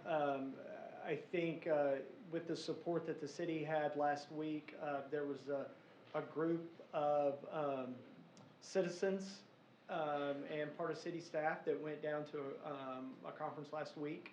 It was a retail conference, and came back with a lot of great connections and opportunities. And I would think this was one of the areas that was talked about and presented at that. So it takes a village. It really does. And just know that you've got, it's not just what we're trying to do for the developer and trying to get this approved. We're making this more aware, and this is getting on the radar. And fortunately, as you know, in some of the other discussions, because you come to quite a few city council meetings, to get commercial, it takes rooftops. And to get rooftops, it takes commercial. And so it takes a little bit of both. And this hits in a key spot where there are a lot of rooftops. There will be more rooftops. And we've had a few of those retail developers that are taking note and reaching out. So yes, we put DG Market on here because we had one that showed interest in this. That's not an inked deal. None of this is inked right now. It's, yes, very fluid. We just think this is a good area for market. Other commissioners have any questions for Mr. Andrews? Go ahead. Well, I've got one question, and I honestly, Roy, I don't know if it's a your question or perhaps a director question, but from a planning commission standpoint, and specific to these items, A, B, C, and D, in our, what we're voting on is to change the use or the zone specifically. What we're seeing on that drawing there are some single-family lots, some townhomes, and one area that's marked for apartments. But from a zoning standpoint, correct me if I'm wrong now, we can't dictate the ownership of those. One of the persons that made a commented that the apartments and the townhomes, they're all the same. And from an ownership standpoint, they're not at all the same, but we don't control that. So what's shown on that drawing is townhomes, on that drawing, on these numbers, and I didn't count them, but 127, 110, so whatever that totals up to, those are individually owned parcels of land. The city can't control, the planning commission or city council doesn't have any ability to control who buys or builds on those parcels. Any more than, am I correct, in the apartments, we're voting on a density ultimately. If it were to be a condo development, for example, it's one development with common ownership like an apartment complex or a condominium complex, whereas in the townhomes, there's 237 separate owned piece of property. If one person or company bought them all and rented them, the comment was that they're same as apartments. Some might agree with that, or most of us probably would. Same difference if you took the large lots and somebody bought them all and said, I'm gonna put rent houses on them, at ever how big they might be, they're still rentals. The city doesn't have any control of that. Is that a true statement? Well, technically we don't, but let me clarify for you too. Vice Chair, we've had townhomes built in the city before, and the intent when they brought it forward were to be owner occupied. So when they brought it forward, the plat separated each townhome into its own individual lot so that it could be sold to an individual owner. What you see here, it could be done that way, or it could be on large lots to allow for a grouping of townhomes. from dictating whether it's ownership or rental, we can't dictate that. The city can't dictate that legally. Whatever the intent that is said in these meetings, a lot of times the market will dictate what that is. And the townhomes that were built on Country Club Parkway, those were intended to be owner-occupied. He sat on them for months during COVID when interest rates went up and he couldn't sell them. And he had to cover his cost, so he ended up selling them to an investor. And I'll say that those, I think he told me today, the rents on those are garnering about $2,300 a month or so. The value of those are pretty high. So from a valuation standpoint, there's always a lot of concerns about values and impacts. But I think one of my neighbors is up here as well. We live a block away from a 10-story high-rise, and my values actually went up quite a bit over this last few years. So anyway, I hope that clarifies your concern. Yeah, I don't know that I have a concern. I was saying that for the benefit of the audience, because it's different ownership. And there's other townhome communities in Maumelle that have held their values very well. And they are. And I'll speak from a housing as well, that if we have only one type home in the city of Maumelle, then that is only going to be able to meet the needs of one demographic of a type of resident. My son just recently left the home. I'm an empty nester, but he actually just purchased a home in Maumelle, but it's in an older part of the neighborhood, and we're able to figure that out. But having different size and types of housing provides affordability across the spectrum and not just for one demographic that wants it one way. So I think it's from a planning standpoint, and also you see a lot of green space on here. If you go across the road into Maumelle Valley Estates and Lake Valley area, most of that has been blanketed by single-family housing. A lot of you probably live there, and there's no green space behind your house. Because they're going for a PRD and a PCD, it makes it easier for them to design it in a way in which you can preserve the trees, and because of the densities, they're able to do that, and they're able to put a little bit more density. Because it's hillside, it's hard to develop. Otherwise, if they go with single family, they can cut all the trees down by right, and they can put houses over the entire thing. And so from what the developer's trying to do, he's trying to be sensitive to the area, he's trying to be sensitive to the environment, and overall, what the end result is will come with future working with them through the development plan. Thank you. Mr. Gill, you have any more questions? No, thank you, Chairman. Does anyone else have any questions for Mr. Andrews? Oh, please go ahead. Yeah, so this commercial space over here, one thing I've noticed about Maumelle, as a newer resident, my first year here, is there's not a lot of third spaces. And I talked to third spaces generally, like people can gather and do things. Certainly not on this side of town. And I asked Eric about this in the other committee, if it's just going to turn into another row of like retail. Of retail, yeah, just like another kind of bland place of retail, or are you looking at ways to make this like a community gathering center? We really want it to be a destination place. One of the reasons for the restaurant on the other side, we'd actually think that the other commercial spot by the lake could turn into something like that. We have to be careful of creating a place that people can go and gather. But yes, we want to create a destination, especially with the connectivity that we're proposing, or that we're seeing in our minds. When I say proposing, I mean know that we continue to work on this, and you don't see all the trails and connectivity. But yes, that there is a place to go, so that we just see that development, when you provide that next to residential, it increases the value. If it's done smartly, it can greatly increase the value. And Mr. Commissioner, the one thing I'll also point out, and I didn't in the staff report, and when we go into the code, and I can go over the criteria by which the Planning Commission makes decisions on the development plan, which is much more stringent than just your standard R1 zoning.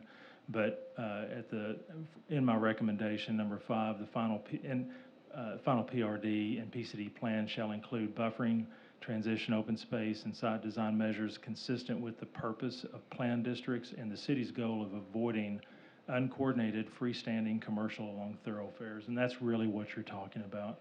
And I think that's something that the developer is looking at trying to do, is create that sense of space that becomes a community in its own little node.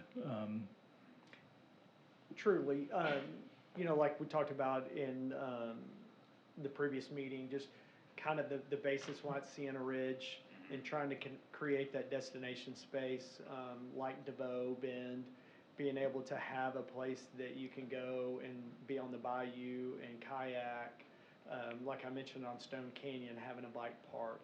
Just having that destination creates value and creates community, and that's, yes, we see a value in that.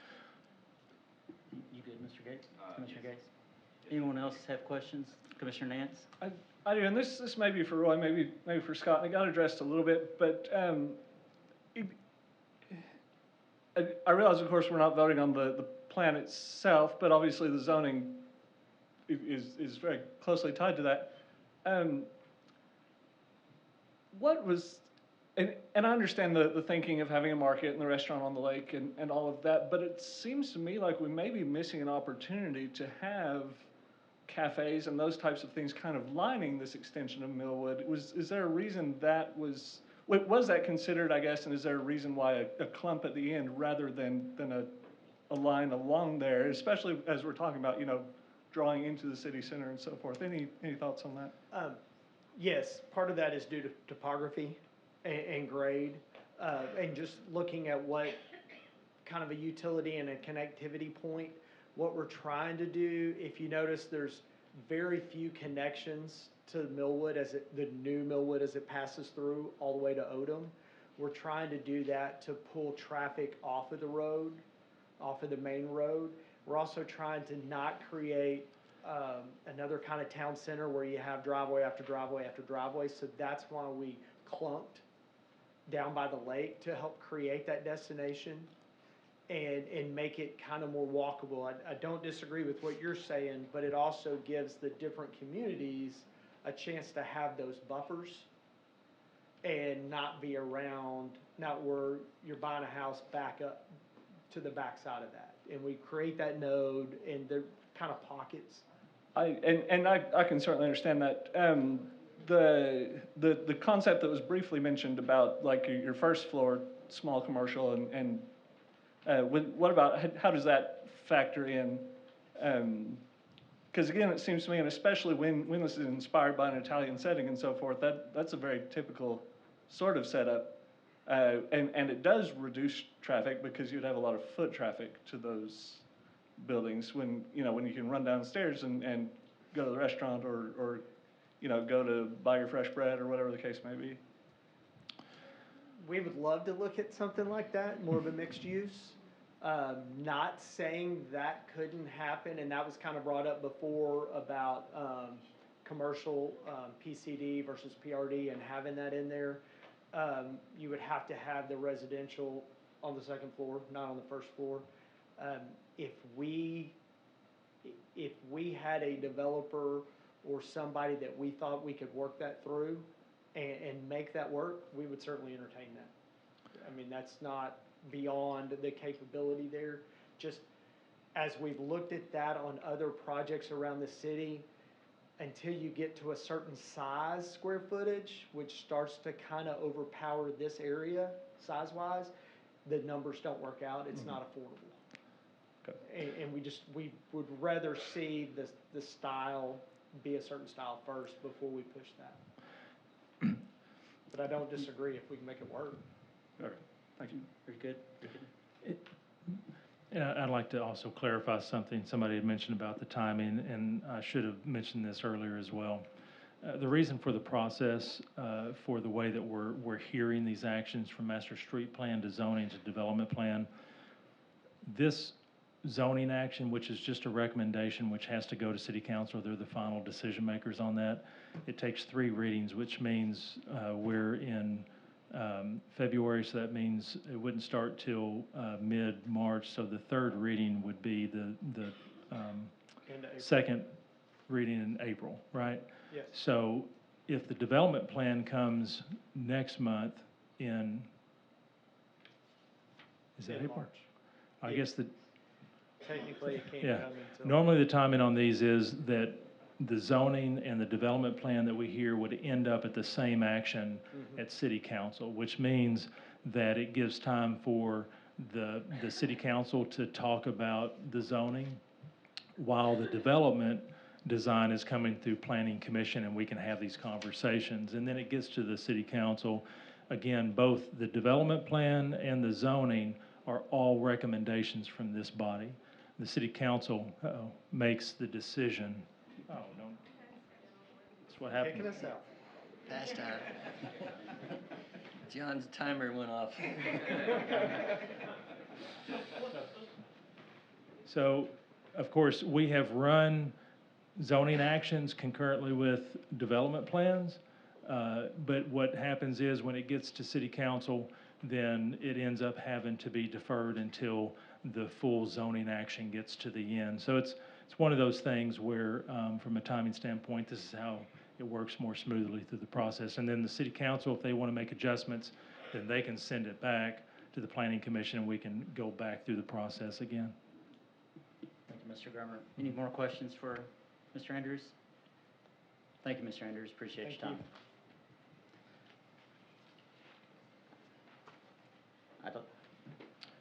At this point in time, we're looking at item A. Do we have a motion for a do pass? Or it was spoken about earlier about deferral?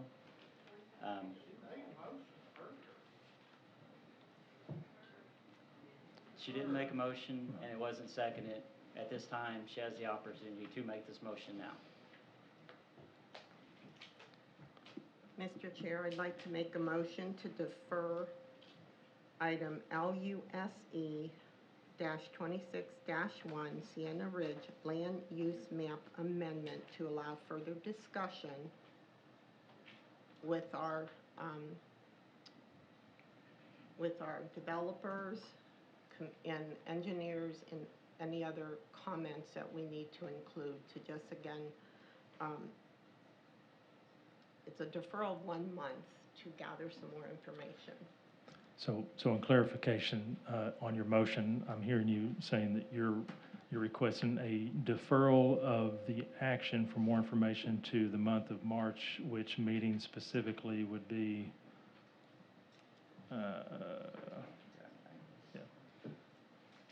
Fourth Thursday. Just to confirm your motion. To the To regular defer schedule. Land Use 26-1 Sienna Ridge Land Use Map Amendment, deferred to the March 26th 26. Yes, meeting. sir. It has been moved. Do we have a second? Second.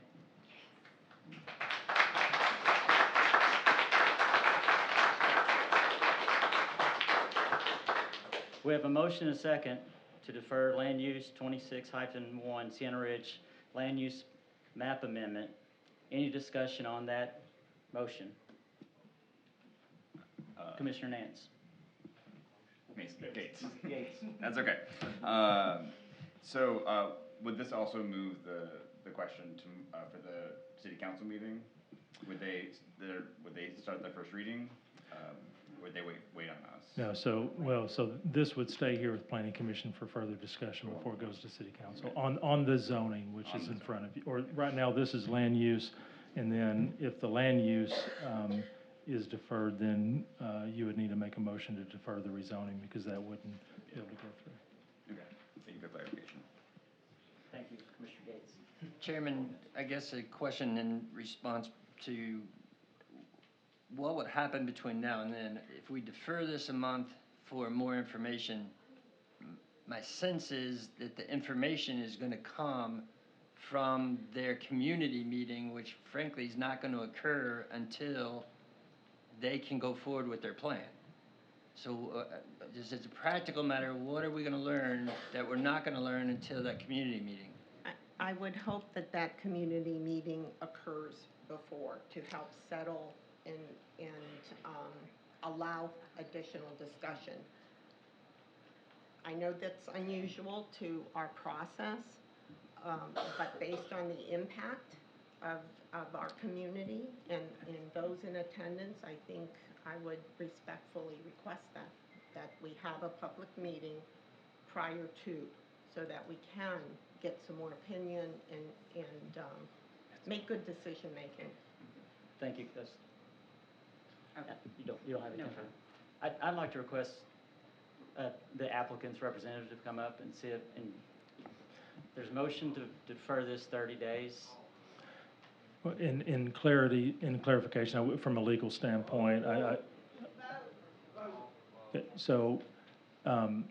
we cannot force the developer to do a community meeting as one, because it's not required in our ordinance with the zoning. Now, there is a community meeting component required with the development plan, so he's not restricted from bringing a development plan next month if he wants to do that, and we can run and have the discussion on zoning and the development plan at the same time, running concurrently, but that's up to the applicant if that's, if they intend to move forward. The question is, when do you plan to submit the development plan? Would you do it after the 30-day deferral if it's voted in? So part of having the zoning, part of running the master street plan, then running the zoning, does, for multiple reasons, get us out there ahead of the community. Gets notification. We notified it last month. We showed this drawing last month. Showing this drawing this month, we're not required to by the zoning ordinance.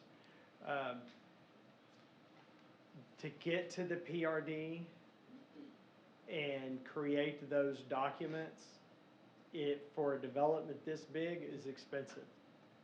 And it's a lot of time. I mean, you're talking thousands of dollars worth of engineering time that get thrown down the drain if it doesn't get approved. And we're contingent all upon this zoning. So that's part of the process of running this through.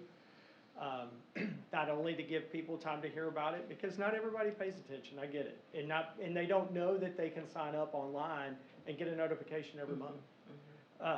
But that's kind of why we've done projects, and you've been here when we've done projects and run them concurrently, and it makes it more difficult.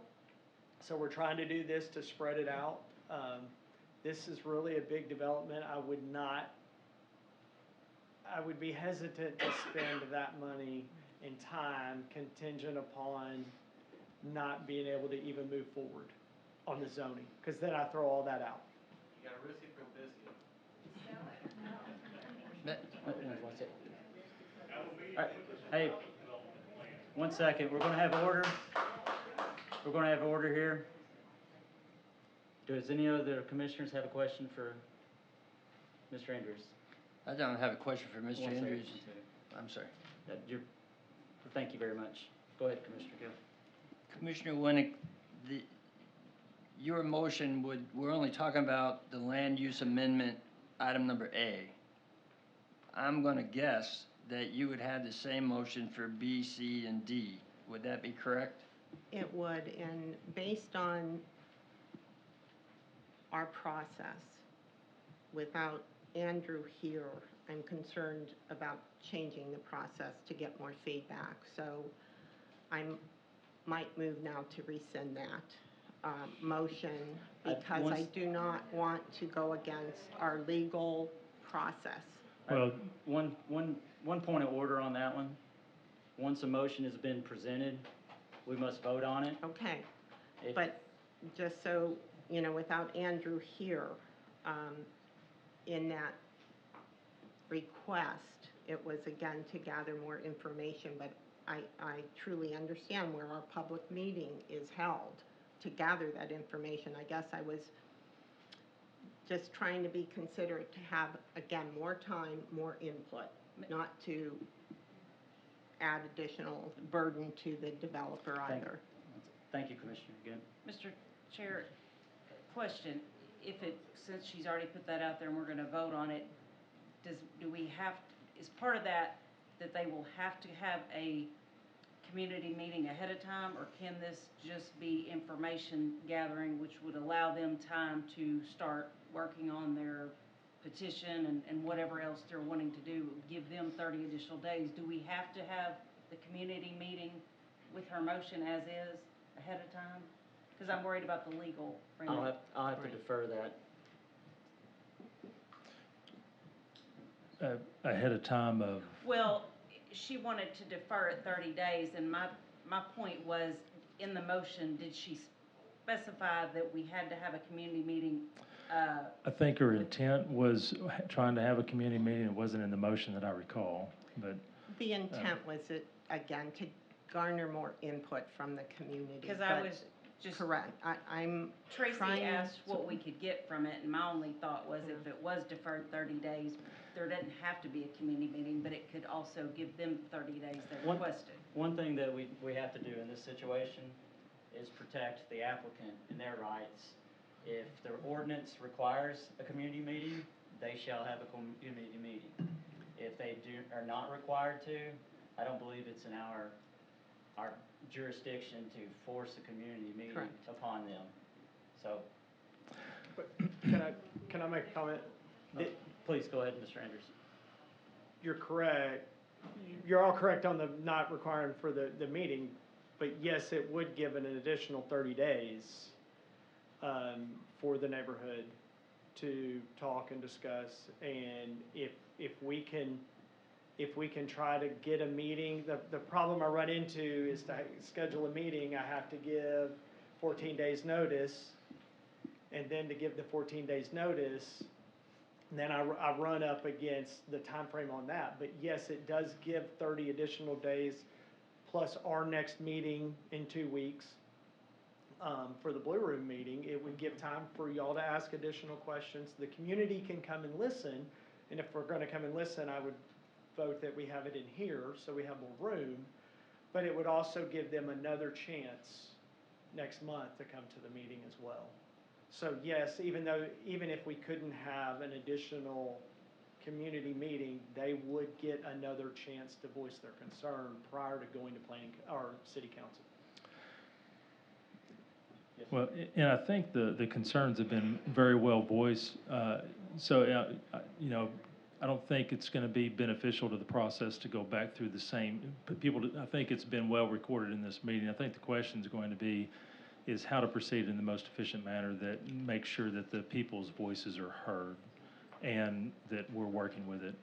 So, and I know it's,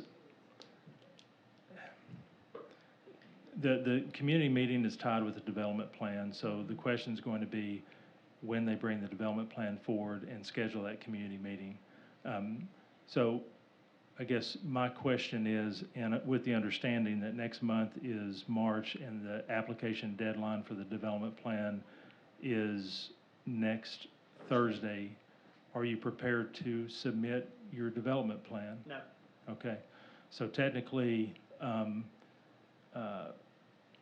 okay, I just wanted clarification on that. But in fairness, if there's no vote and you don't have an answer, are you gonna spend a month's worth of time changing your plans from now till then, or are you gonna push out? So we're in the same boat. Right. So, Chairman, I guess in contrast to what Commissioner Winnick said, and we're talking about the land use map, item number A, single-family detached to special use residential. If the audience fully understood what that meant, and I don't mean to be demeaning when I'm saying that, as the applicant said, gives the city a lot more control over what that happens. So until we see that plan, we're gonna be dancing around this circle for a long time. I would propose we go forward with the vote and force them to bring forward the plan. Thank you, Mr. Gill. Ms. Falk, you have it? I don't. Oh, if you want to turn your mic on. So do we need a second? So that can, she has a second, so we can vote then. Commissioner Gill, yes. I'm sorry. Thank you. Okay, I apologize. I wasn't trying to take over the meeting. I didn't hear that. I didn't remember there was a second, that's all. No problem. It has been motioned and seconded to defer the land use. So any more discussion on the land use, the deferral for land use 26-1 Sienna Ridge map use plan amendment to the March 26th meeting. I was just Ms. gonna say, Rose? hey, thank you, Chairman, that I do agree with, what Mr. Andrews' vision was behind that, just giving those in the audience an opportunity to, and this would be, you know, self-paced, but take it upon themselves to go in, now that they have more of the knowledge of what these acronyms mean, they'd be, I think, feel better about what's going to happen in their neighborhood. Thank you, Commissioner Rose. I'll give Commissioner Nance an opportunity. Yes, sir. Just to clarify, is this motion about just 1A, or is this about all of 1? I'm going to make the assumption it's for all of them. We're going to defer the entire land use 26-1. That's what's been motioned and seconded. Okay, good, okay. I've just heard A and I've heard 1, and I wasn't entirely sure, but it's all of 1 is what we're talking about. Thank you, Commissioner. Okay, thank you. And in clarification, I just want to make sure that, you know, the process to have more community conversation and discussion, you really need to see that development plan and what they're going to present. Without that, we're kind of going in circles. So this zoning, what you decide tonight isn't really the final decision. It's city council who makes that, but it allows for the process to continue so that the conversations can continue. And I just want to make sure that because ultimately we can kind of get caught up in a whirlpool of non-action because information is not being brought forward because something can't go forward. But I just want to clarify that. And I appreciate you explaining that again to us. So, again, proceed. My comments are over to allow the vote. Thank you, Commissioner Ring.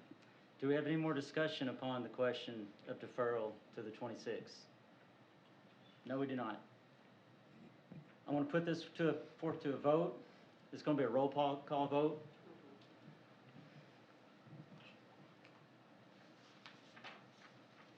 Can you repeat exactly what our motion is so that? I appreciate that. Thank you. It has been moved and seconded to defer land use 26-1 Sienna Ridge land use map amendment items A, B, C, and D, deferring to the March 26th Planning Commission regular meeting. Roll call vote. Commissioner Winnick? I will vote no. Commissioner Nance? Gates. Gosh. You're okay. No. Commissioner Rose? Yes. Yes. Yes. No. The chair votes yes, votes no. Chair votes no to not defer. So that's 4-3. 4-3. You said yes. The motion fails. The motion fails, and we're going to continue with the discussion and going forward with the do pass recommendation. And I'm opening up the discussion for item A, land use 26-1, Sienna Ridge land use map amendment. Do we have any discussion upon that?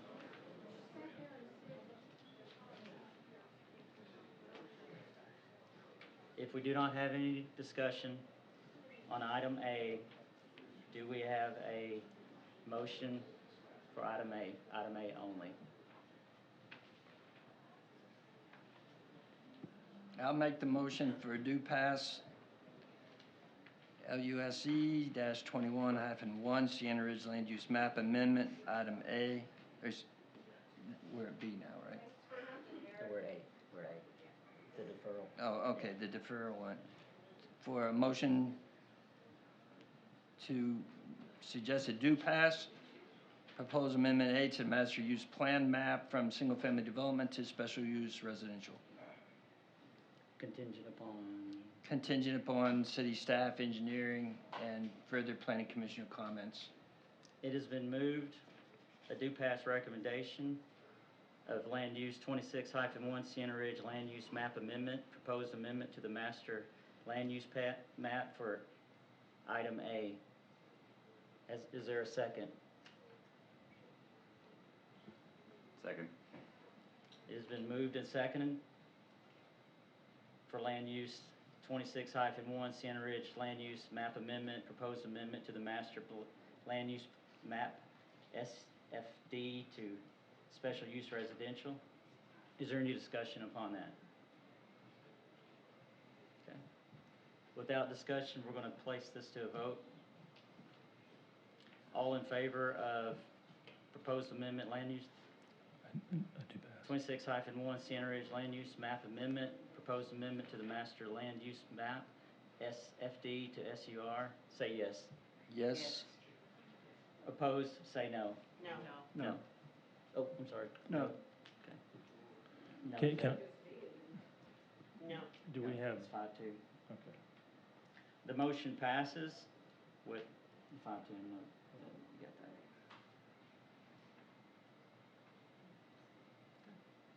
that. On to the second item. Land use 26-1 Sienna Ridge Land Use Map Amendment. B, proposed amendment to the master land use map of multifamily MFA to SUR. Any discussion upon item B? Without discussion on item B, I'd like to put it to a vote. Do we have a do pass recommendation? Chairman, I Commissioner motion Rose. a do pass recommendation to the City Council for LUSE-26-1 Sienna Ridge Land Use Map Amendment, item B, proposed amendment to the master land use map from MFA to SUR, contingent upon further staff, commissioner, and city engineer comments. Thank you, ma'am. It has been moved.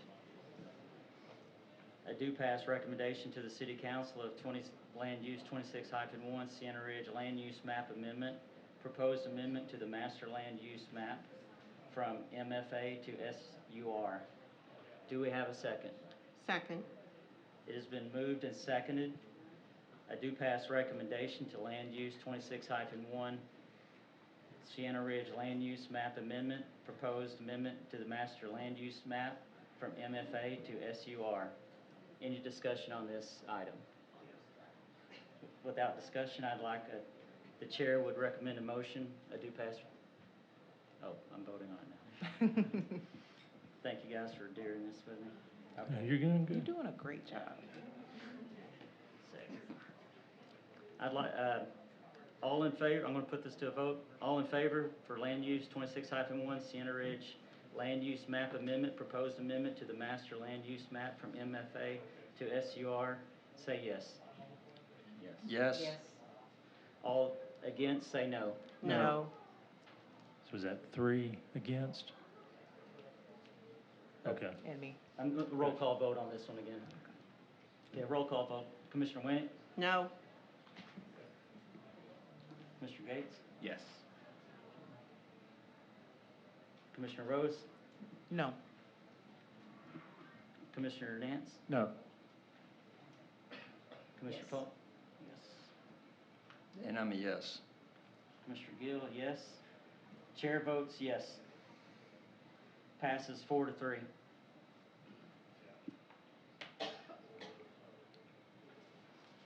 Okay, moving on. Land use 26-1 Sienna Ridge Land Use Map Amendment, proposed amendment to the master land use map from commercial to SUR.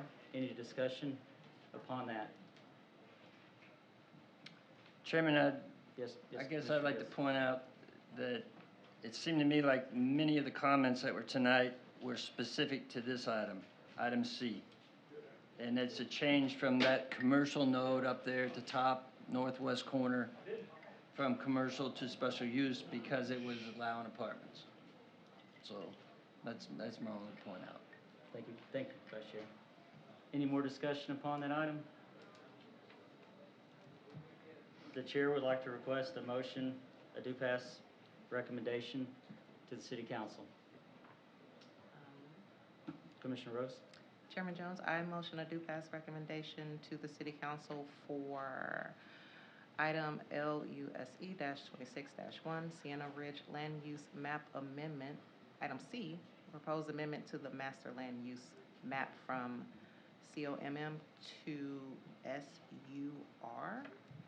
contingent upon further staff, commissioner, and city engineer comments. Thank you. It has been moved to a do pass recommendation to the land use 26-1 Sienna Ridge Land Use Map Amendment. Proposed amendment to the master land use map from commercial to SUR. Do we have a second? Second. It has been moved and seconded. A do pass recommendation to land use 26-1 Sienna Ridge Land Use Map Amendment. Proposed amendment to the master land use map from CO commercial to SUR. Any discussion upon that? The chair puts this to a vote for land use 26, a do pass recommendation to the city council. The 26-1 Sienna Ridge Land Use Map Amendment. Proposed amendment to the master land use map from commercial to SUR. We're going to do a roll call vote again. Commissioner Winnick? No. Commissioner Gates? Yes. Commissioner Rose? No. Commissioner Nance? No. Commissioner Funk? Yes. Commissioner Gill? No. No. The chair votes no as well.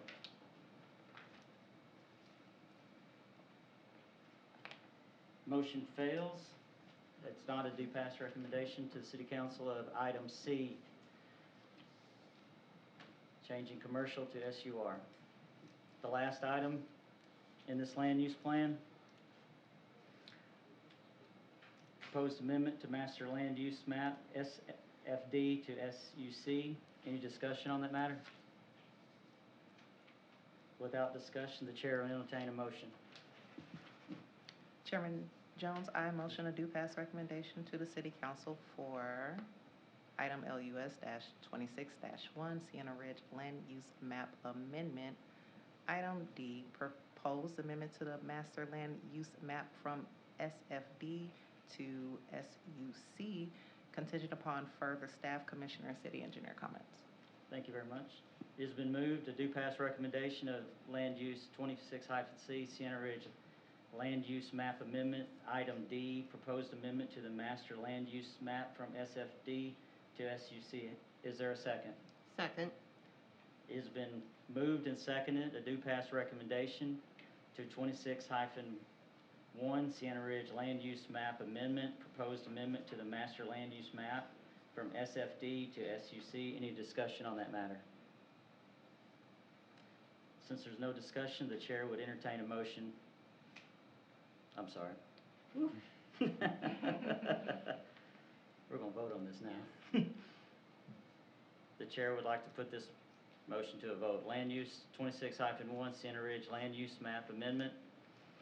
Proposed amendment to the master land use map from SFD to SUC. All in favor say yes. Yes? Yes. We'll have to do a roll call vote on that one. Let's do a roll call vote on this. Commissioner Winnick? No. Commissioner Gates? Yes. Commissioner Rose? No. No. Thank you. Yes. Commissioner Gill? Yes. Chair votes yes. The motion passes 4-3. Of land use 26-1 Sienna Ridge Land Use Map Amendment. Item D, proposed amendment to the master land use map from SFD to SUC. Mr. Chair, can I ask a question? Sure. Item 2, in order for it to move forward, do items 1 and 2 both have to be approved? Items as far as B and C, or A and No, B? number 1 and number 2. I guess my question is, if I made a recommendation to defer number 2, would that hold up the process for 30 days? If that, Oh, the question is, if we have a motion to defer the rezoning, would that hold up the land use as well, or do they work in conjunction? My assumption is they work in conjunction together. that was my, They're contingent on each other. Yes. Did that answer your question? if that's. Well, so when you vote, and again, it's a recommendation of city council, when you vote in the affirmative to change the land use, you're effectively voting So the underlying land use now has changed, so the current zoning that is there doesn't fit the land use that you're recommending to change it to, so they kind of work in unison together. I guess my point is, and I'll do the motion in a second, but I'm wanting to defer it for 30 days. I know that the first one failed, but considering we have a huge portion of our city that came out tonight, and they have got friends of friends that all live there, I don't think giving them 30 additional days to gather their stuff, and I understand what you're saying, trust the process, I get that part of it, but I also understand these people took time out of their days, they're very upset about it, and giving them 30 additional days, in my opinion, is not gonna hurt anything. So I'd like to make a motion to defer number 2, RZE-26-1 Sienna Ridge rezoning for 30 days until our next March 26th meeting. Second.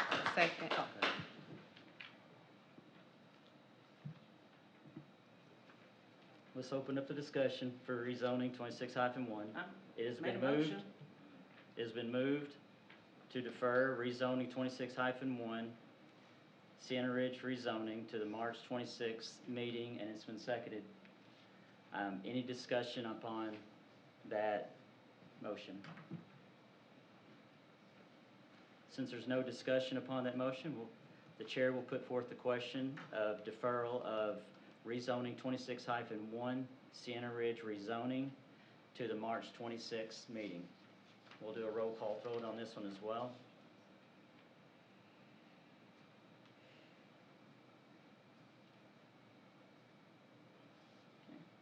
Chairman Nguyen? Yes. Chairman Yes. Gates? Yes. Yes. Yes. No. Chair votes no. The motion passes to defer rezoning 26-1 to the March 26th Planning Commission meeting, passed 5-2. Okay. And this is for A through D as well. Correct. Yes. This closes the public hearing. Next order of business is City Council liaison reports, February 2nd. Commissioner Winnick. Yes, sir, thank you. The third reading for ordinance 1164, amending chapter 90 of the Maumelle City Code. This had to do with the vegetation. That was tabled indefinitely, and Mr. Gill will give you the update on where that went. The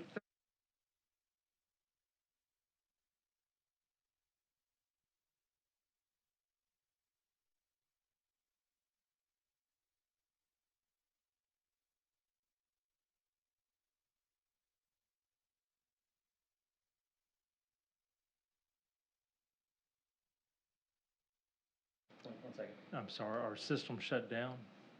It's 9 o'clock, I don't know. We lost our feed. Do we have it recorded? I'm recording on my phone. It just makes it difficult for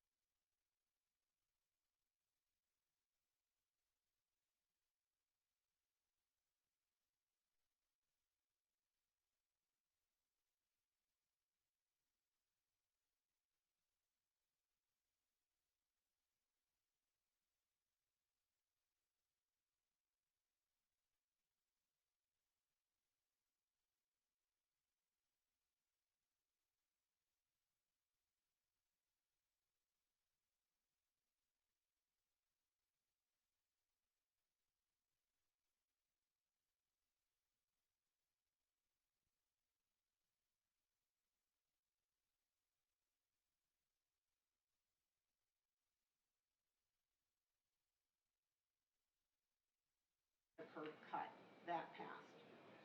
Then under new business, there was first reading for ordinance 1170, amending the master street plan, and that's a lot of the discussion today with the property for Millwood and Odom, that street plan.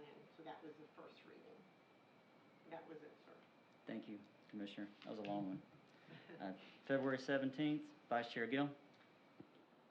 As unfinished business, they did have the second reading of ordinance 1170, amending the master street plan, and again, that was the same street through the area we're talking about now.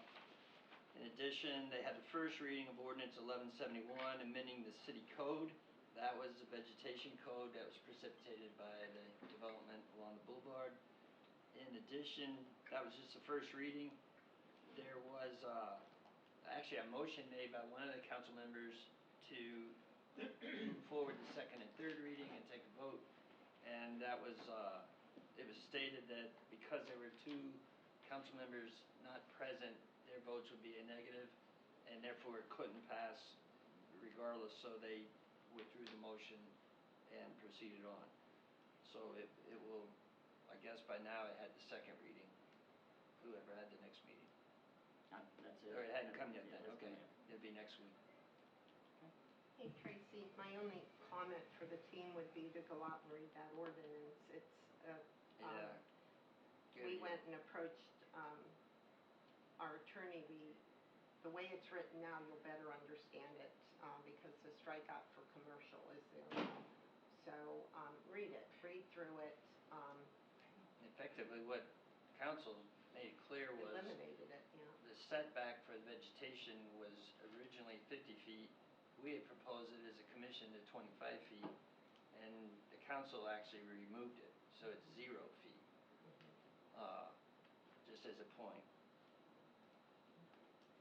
Thank you, Commissioners. Next month, City Council liaisons, March 2nd, Commissioner Rose. March 16th, Commissioner Gates. The final order of business is adjournment. The chair would entertain a motion to adjourn. Please. Second. No. So moved. Oh, Okay, it's been moved and seconded to adjourn. Everybody in favor say yes.